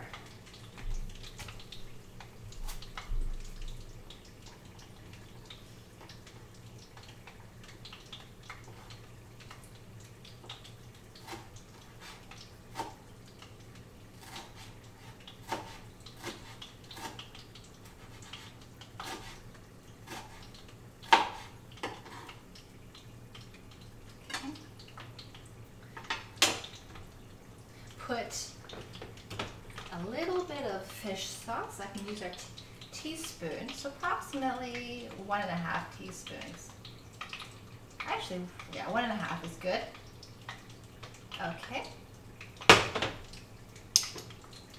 Let's cut our lime in half. Okay, just gonna taste it. Yeah, it's good. Let's squeeze that in there. It was a frozen lime, and I like to freeze my lime when I can't finish my limes because I often buy them in bulk. They're often on special if you buy a few limes at a time, such as like 10 for $1, and that's when we like to buy a lot, but we can never finish all those limes before they go bad. So yeah, I think the light was bothering people, so I'll just move that.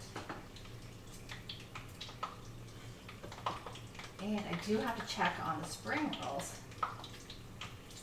Okay, so let me do that.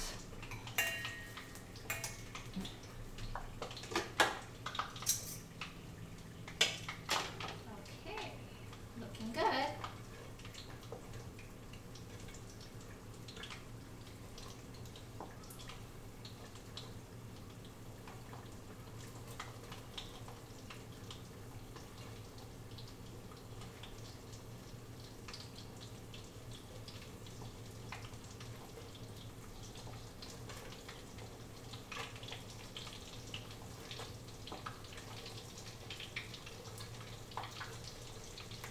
Alright,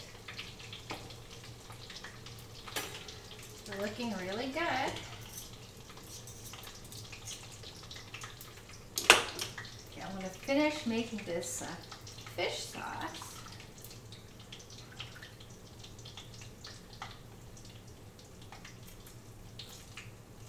And it won't be much longer. We're going to let it par fry for another few minutes, and then we're going to turn up the heat to just get a nice brown, and that won't take long either because I already start to see some browning happening.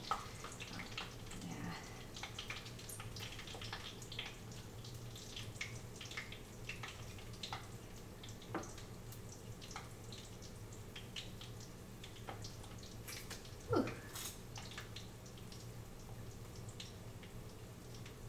Okay.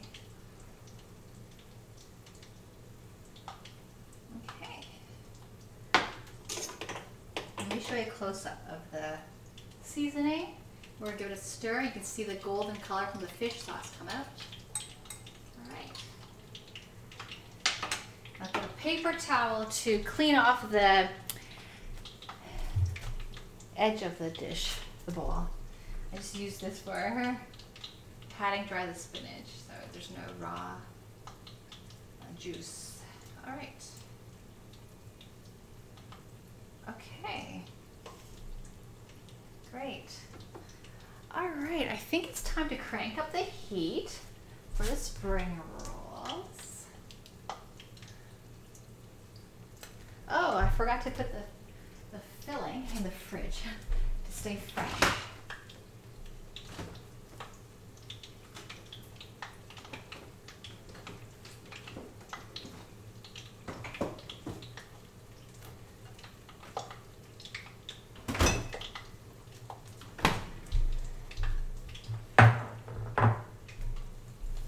I'm also going to get a carrot to dip, or maybe not a carrot, a vegetable to dip our spinach dip in.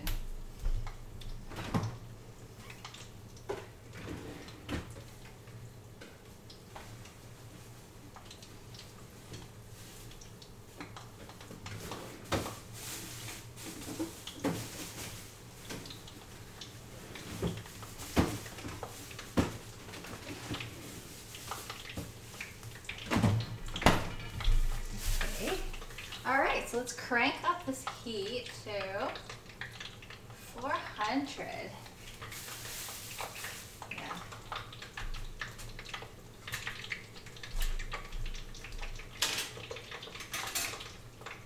All right. I'm gonna get the vegetable peeler and clean up this carrot. It's an old carrot, so there's a lot of marks on it.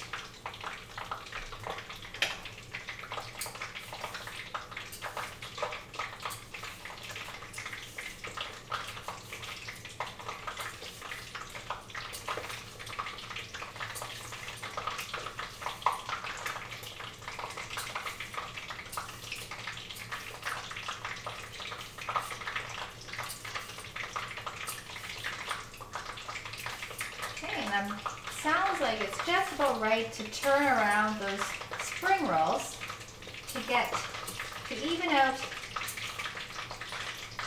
the color on the other side. Let's do that.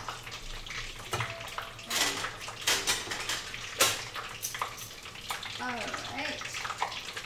Gotta be careful. Okay.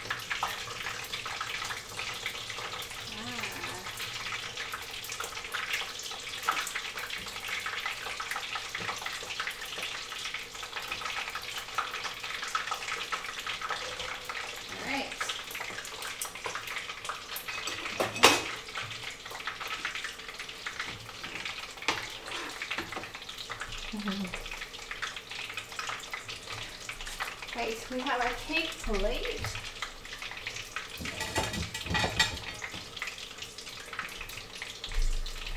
Right.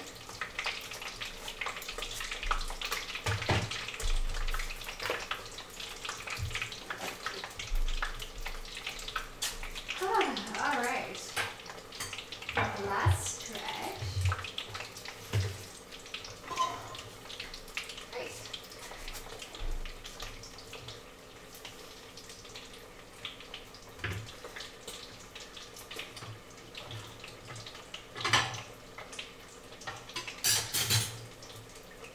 We took out 2 dishes.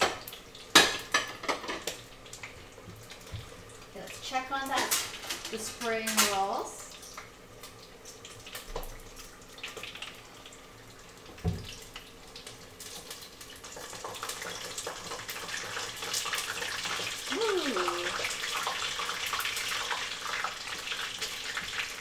All right, I think they're good. Yeah. So I'm going to turn off the heat.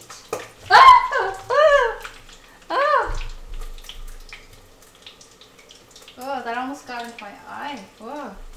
Or maybe it did. Okay. Oh.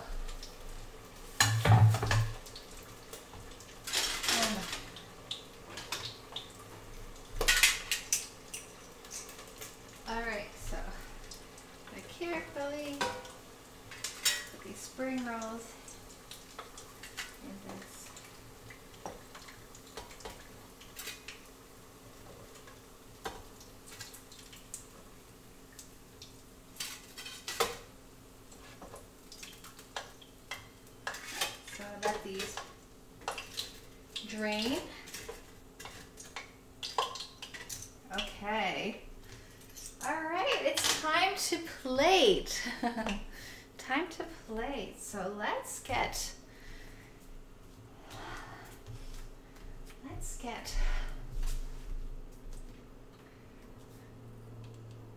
show the crock pot over here. Okay.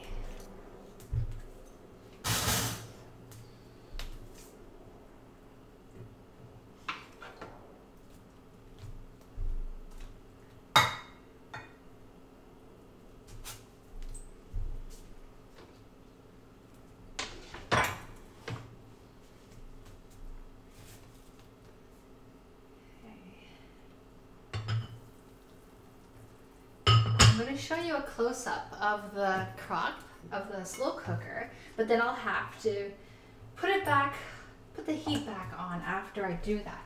Because it does take 7 hours to cook, but we're just going to have a sneak preview.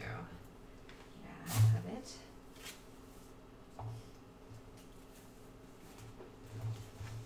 All right.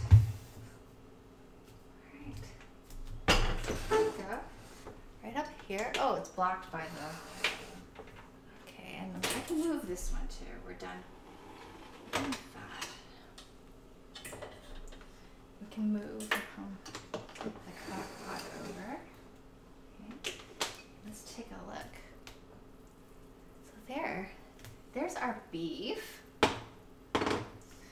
That looks delicious. That looks really, really good. And we're gonna get a wooden spoon just to stir it a bit. There's a rule for every 5 minutes you open the slow cooker, you have to heat it for another 15 minutes. There's a rule, so we won't keep it for that long. But that looks really, really good. And I'm gonna take a photo of that because you can see the colors, it really blended well. So let me take a photo of that. Okay.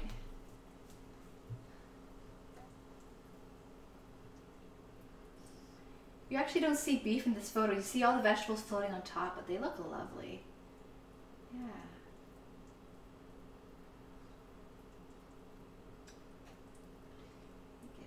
I think it turned out hazy, so I'll put it to auto flash. May not need flash.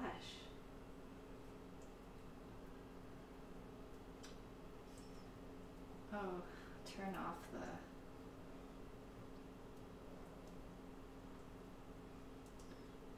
the flash period because I don't like how it's turning hazy in the photo. The rosemary certainly looks lovely. The spring rolls. Okay. Okay, so let's get a serving of just a little bit because it actually needs more time. So I'll get the smallest piece that I hope is kind of cooked because it smells so good. So I have a strong beef smell. We did add beef broth to it. And there's a sweetness from the apple juice and the rose wine. Okay, we're just gonna have a little piece there. And some celery. Right, okay.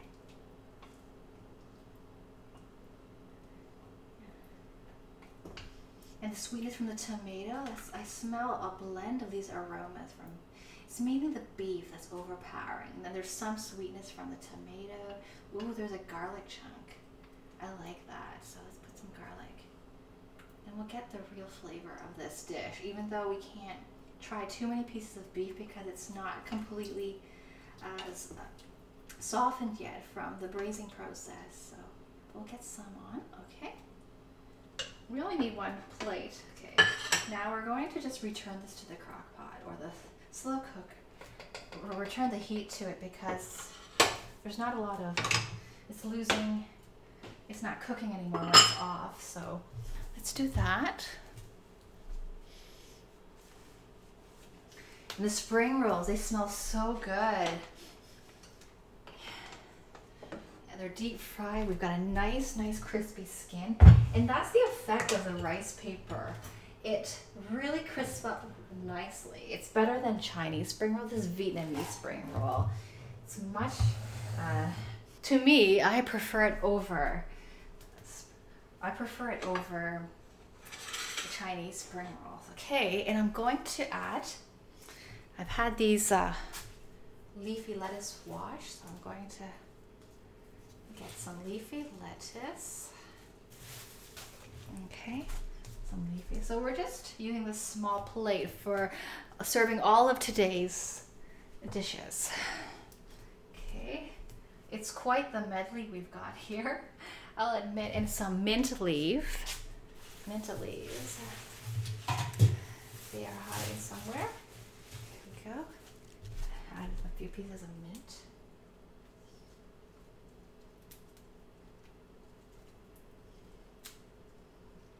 Okay.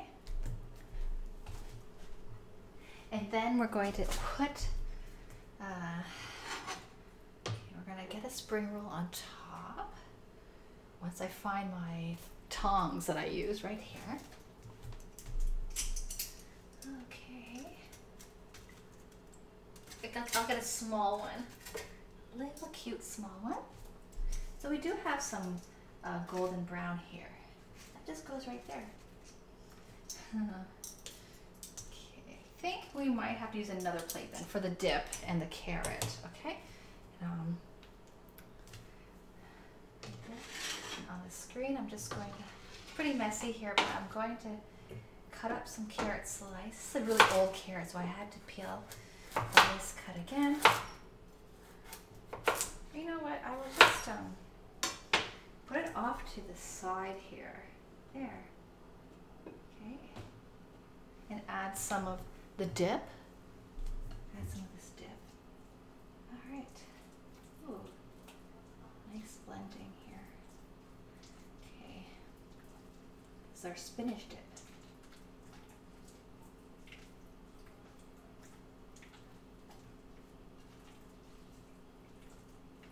Okay.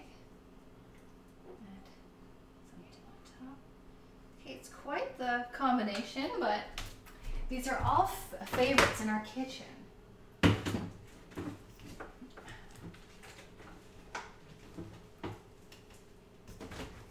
All right, so we're ready to switch the camera over and serve.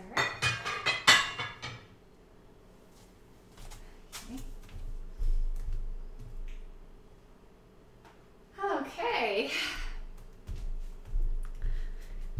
I wonder where our mascot, Winston, is.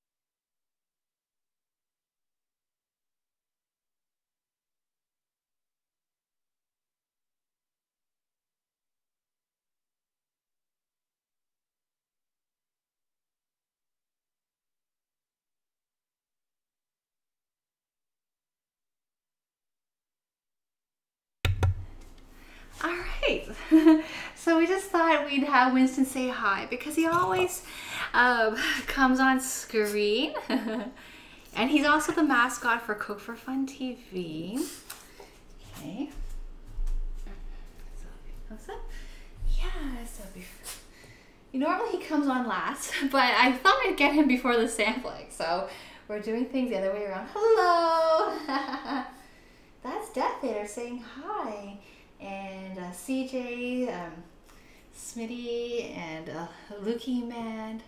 CJ, Smitty, and Looking Man also say hi to you, Winston. Can you look at the camera? I guess you don't know what that means. He's looking towards the direction of the backyard. Yeah. You sleepy, eh? All right, so let's sample our food. Okay.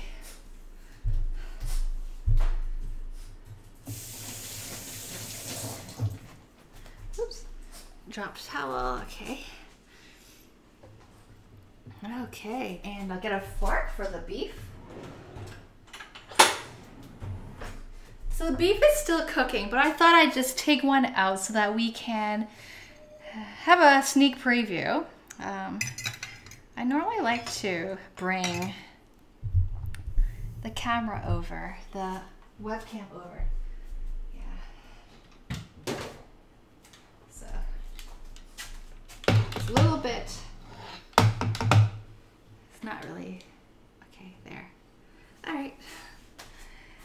Okay, so we have this braised beef made with, that was firstly browned on the stove to get it a nice golden color on the beef, and that roasted flavor gives it a nice earthiness to the flavor of the gravy. So that when we're slow cooking it, we get to incorporate that into the flavor. And we added beef broth, which will intensify the beef flavoring. And also we hacked a red wine substitute. We didn't have red wine, and I'm serving this to my parents. They don't really want to have red wine in their food. So we hacked it by adding apple juice, a bit of rose wine. I happen to have rose wine, and it came out tasting like blush wine. So it's rather than a rose wine, a red wine taste, it's a blush wine. And I thought that's good enough. I think that's pretty good. So we went ahead and poured that into the broth. We also added a tomato just to deepen the sweetness of that gravy. Okay, I'm a little bit nervous because I know that it's cooked, but I know it's going to be chewy because this recipe actually requires slow cooking for 6 to 7 hours. It's probably been on for under 3 hours, so it's got a few more hours to go, and it's not quite as tender. But let's give it a try, and I can describe the flavor to you. So here we go.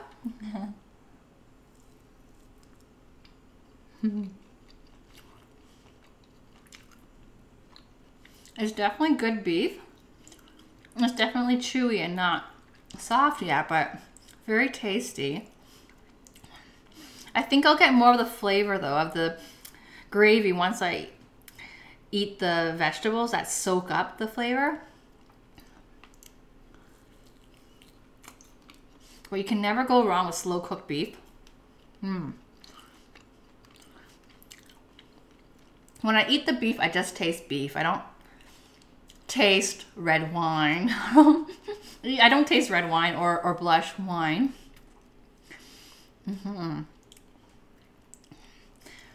Yeah, but the beef flavor should dominate because it is the best part of the meal. Okay, so I'm gonna gobble this beef up and try the vegetables, which will have more of the gravy soaked in it.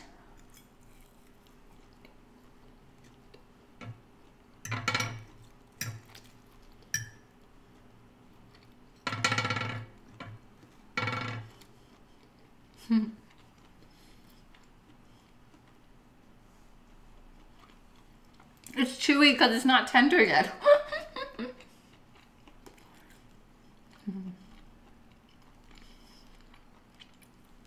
All right, now some onion.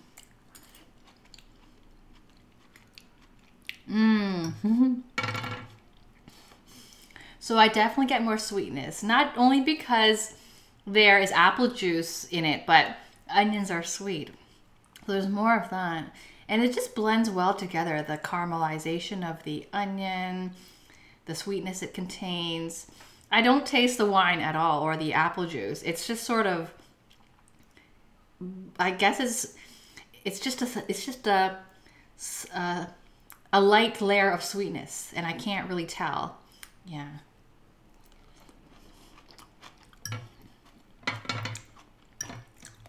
But it's definitely a good braised beef. Yeah, definitely good.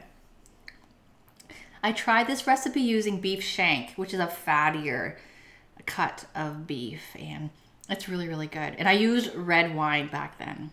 So this is a leaner cut. There's more meat, but it tends to be more dry because there's no fat. So we do have to cook it low and slow to get the meat to be tender. It's going to be leaner, which it does compromise that taste. Okay.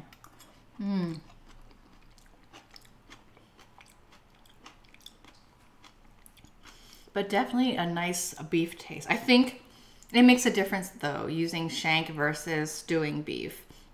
The fat makes a difference. So it's very, very good. And yeah, and the gravy is runny. It's not thick, but it's supposed to be that way. I think it just needs more hours to build up the flavor. And I'm going to put it on a lower heat. It's supposed to be low and slow for a long time. So let's do that. Okay, now let's try our spinach dip. So I cut up some carrots. We have our dip. I'll just use my fork. I'm afraid that we're gonna get some grittiness from the powdered soup mix. The dip does need a few hours to chill in the fridge and allow for the soup powder mix to dissolve. So we'll see. Okay.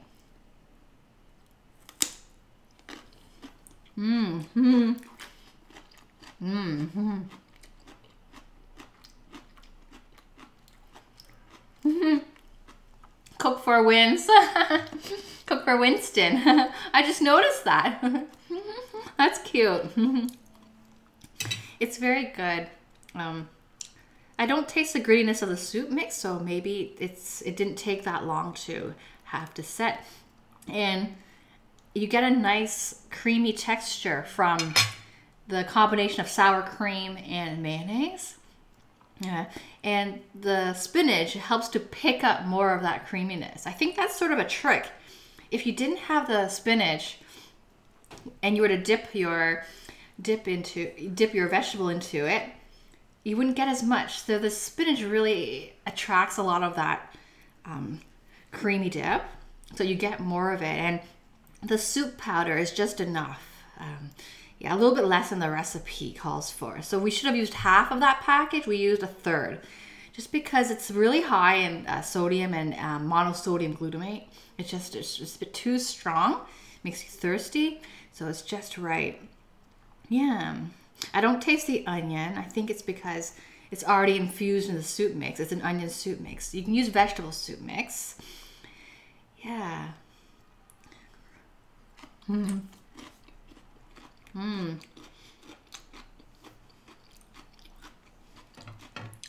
I have a large heaping here.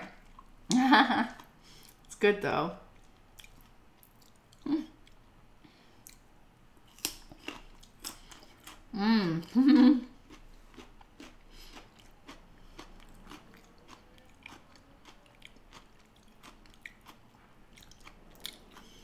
It's really the combination of mayo and sour cream that's so good.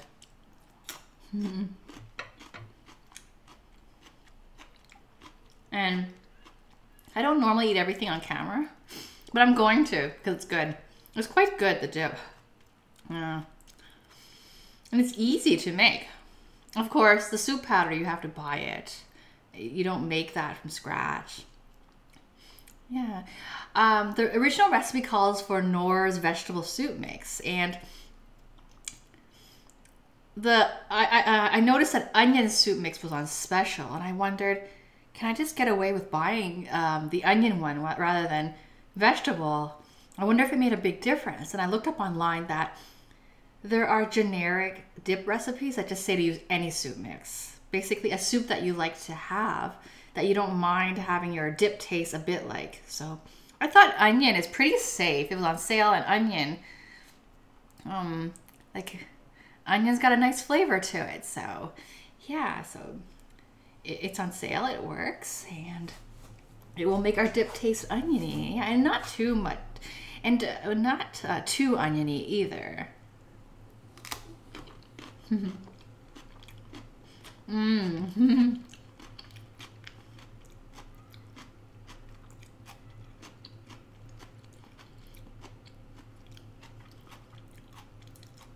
The spinach also adds a nice vegetable crunch to it inside your dip. The dip itself has vegetable in it, and you dip your vegetable in the dip, so there's lots of vegetables going on.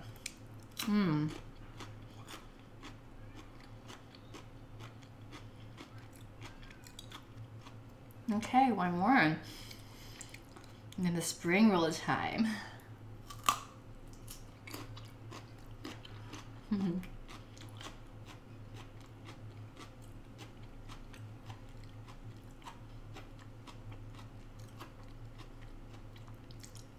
that's good.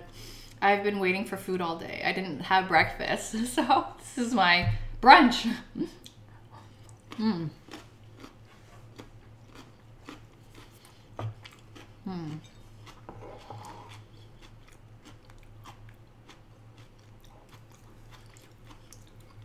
having some grapefruit juice to water it down. That was good.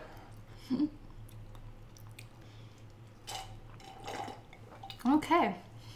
All right, spring roll. This is always a hit. Our family loves spring roll, and that's why we're doing it.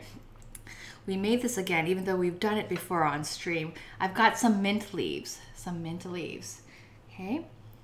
I've got some leafy lettuce. Just gonna roll that up like a burrito. Okay, and we're just gonna go ahead, and I'm gonna finish this on screen because it's so good. Dip this into the dressing. So this is made of sugar, fish sauce, garlic, lime juice, and Thai chili. You can definitely substitute. You can use a different chili, or you don't have to use chili if you don't like it spicy. And fish sauce, you could substitute with soy sauce. They're similar, except one has, the fish sauce has a bit of anchovy. This lettuce is not from our garden. My parents do grow lettuce, but we find the variety that they grow is a bit bitter. So this is just from the market, this grocery store, and we have a lot of it right now. It's seasonal, so yeah. So we didn't grow it, unfortunately. Yeah. All right. Okay. So the first bite.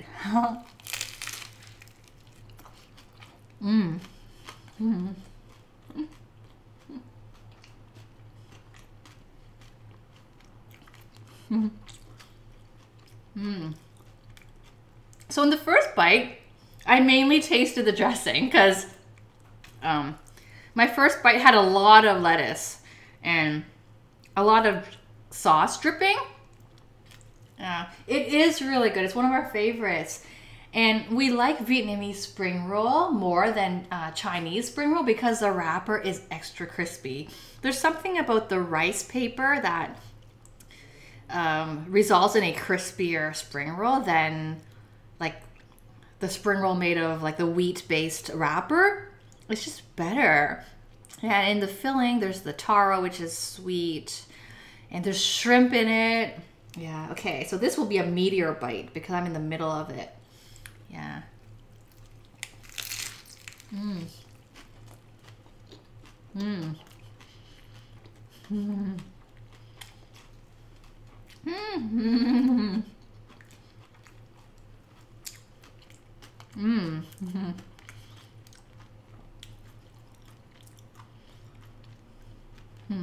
It's really, really good. So I taste a lot of taro. Every time I make it, my combinations inside the filling are slightly different. I always have the same ingredients, but I might have more taro or more pork or more carrot. So I taste quite a bit of taro, and it's nice. It's that starchy potato-like vegetable or root vegetable, and it just has a subtle sweet taste. Actually, I think we talked about this before. We could probably use sweet potato in, it's kind of like sweet potato. It really is. It's an Asian type of sweet potato, except the color is different. Yeah. And in fact, this taro is used with coconut milk to make desserts. So it's definitely in the sweet category. Yeah, so I think, so it kind of does taste like sweet potato. Yeah, I think sweet potato is sweeter than this. So I don't know, kind of imagine a cross between sweet potato and coconut, because it has a hint of coconut to it. It's not quite as sweet as sweet potato, but it's not unsweet like brown potato. It's definitely sweet, but just not as sweet. And it has a hint of coconut. So it's good. So I think, yeah, you can make this with sweet potato. So that's what I taste. And the shrimp, I have quite a bit of shrimp in here. Almost, maybe it's 40% shrimp and 60% ground beef. And the shrimp is nice. And the beef just sort of blends in. I used fatty, not beef, pork. Carrot, I don't really taste carrot. I don't really taste the pepper and fish sauce. They just blend right into the filling. I taste a lot of lettuce and the crispiness of the rice paper wrap and a lot of this dipping sauce, because there's a lot of lime in here. Pure lime juice, sugar, garlic, chili, pepper, and some fish sauce. Yeah, I think sweet potato would be quite strong. So I guess if I were to make the substitution, I would reduce the amount. But why not if it's strong? It's good. Is chorizo too spicy to use? Maybe. I use a 3/4 pound of ground pork mix. So if you use chorizo, if you were to squeeze the chorizo meat out of the casing, it could be quite spicy. But if you can eat a chorizo sausage straight without having to cut it up and mix it with vegetable, and if you can just have it straight like that, then I don't think you'd find it too spicy. I think it'd be really good. Yeah.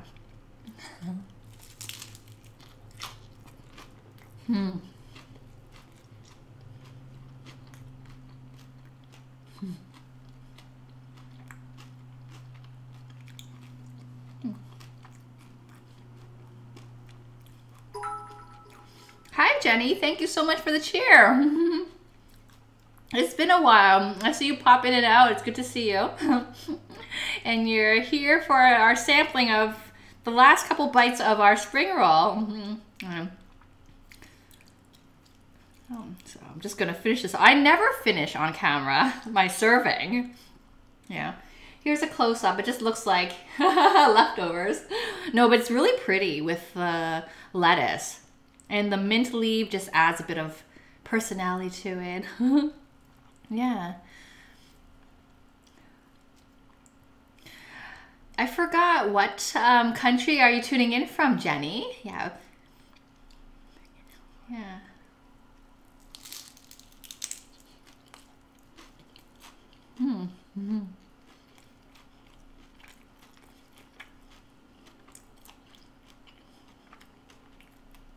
But this is messy to eat. And that's why I like eating it at home. If I were in a restaurant, I would need lots of paper towel or napkins. Yeah. So, I see Winston is still hanging around, so I will. Okay, Dallas, Oregon. Awesome. Yeah. So Death Eaters from North Carolina. We had someone on earlier from Seattle. I'm casting from Canada, from the city of Markham, which is just north of Toronto. And we had Singapore, Finland, Belgium, Romania, UK, representing earlier. Oh, and Belgium, yeah. Okay, last big bite. Here you go. So one of our viewers mentioned that there should be smell-o-vision where viewers could smell. There should be eat-o-vision where I could actually serve you physically. All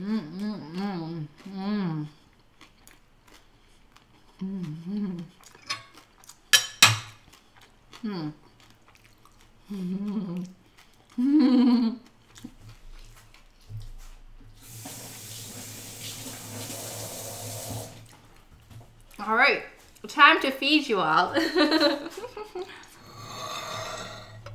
But I wish I can.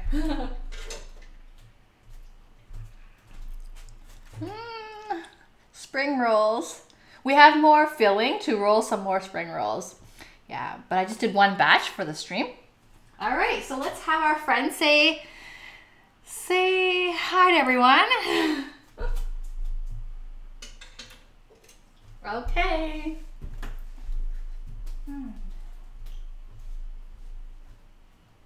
Don't growl at me.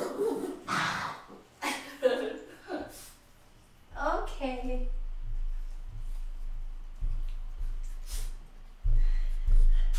You're addicted to spring rolls. They're good. Yeah, I could eat many of those spring rolls. So Winston, our Boston Terrier dog and a mascot for Cook for Fun TV, would like to wish you all a wonderful rest of your weekend and week ahead, and to thank you for tuning in. Thanks to our moderator, our cheerleaders here, and our new viewers and followers, and our returning viewers. Yeah, we always like to hear from you in the chat room. Yeah, that's true, Death Eater. You can, anything where you have a filling involved, you can change it up. In dumplings, spring rolls, samosas, bread pockets, burritos, tacos. You can sort of change up your filling, and that makes it fun. I love foods that are kind of wrapped in a blanket, I guess you can say, with a wrapper or some sort of a skin or a bread wrapper or tortilla wrapper. Yeah. Thank you so much as well. And keep your viewers' requests coming, and I will look up those new dishes that were posted in the chat today. Thank you so much. Bye. Bye. You're going to say bye close up.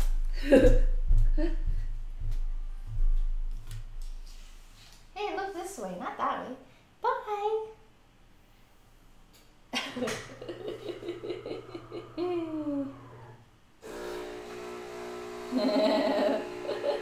Wow, I love this. Bye. He's such a sleepyhead. He was sunbathing. Have a great day.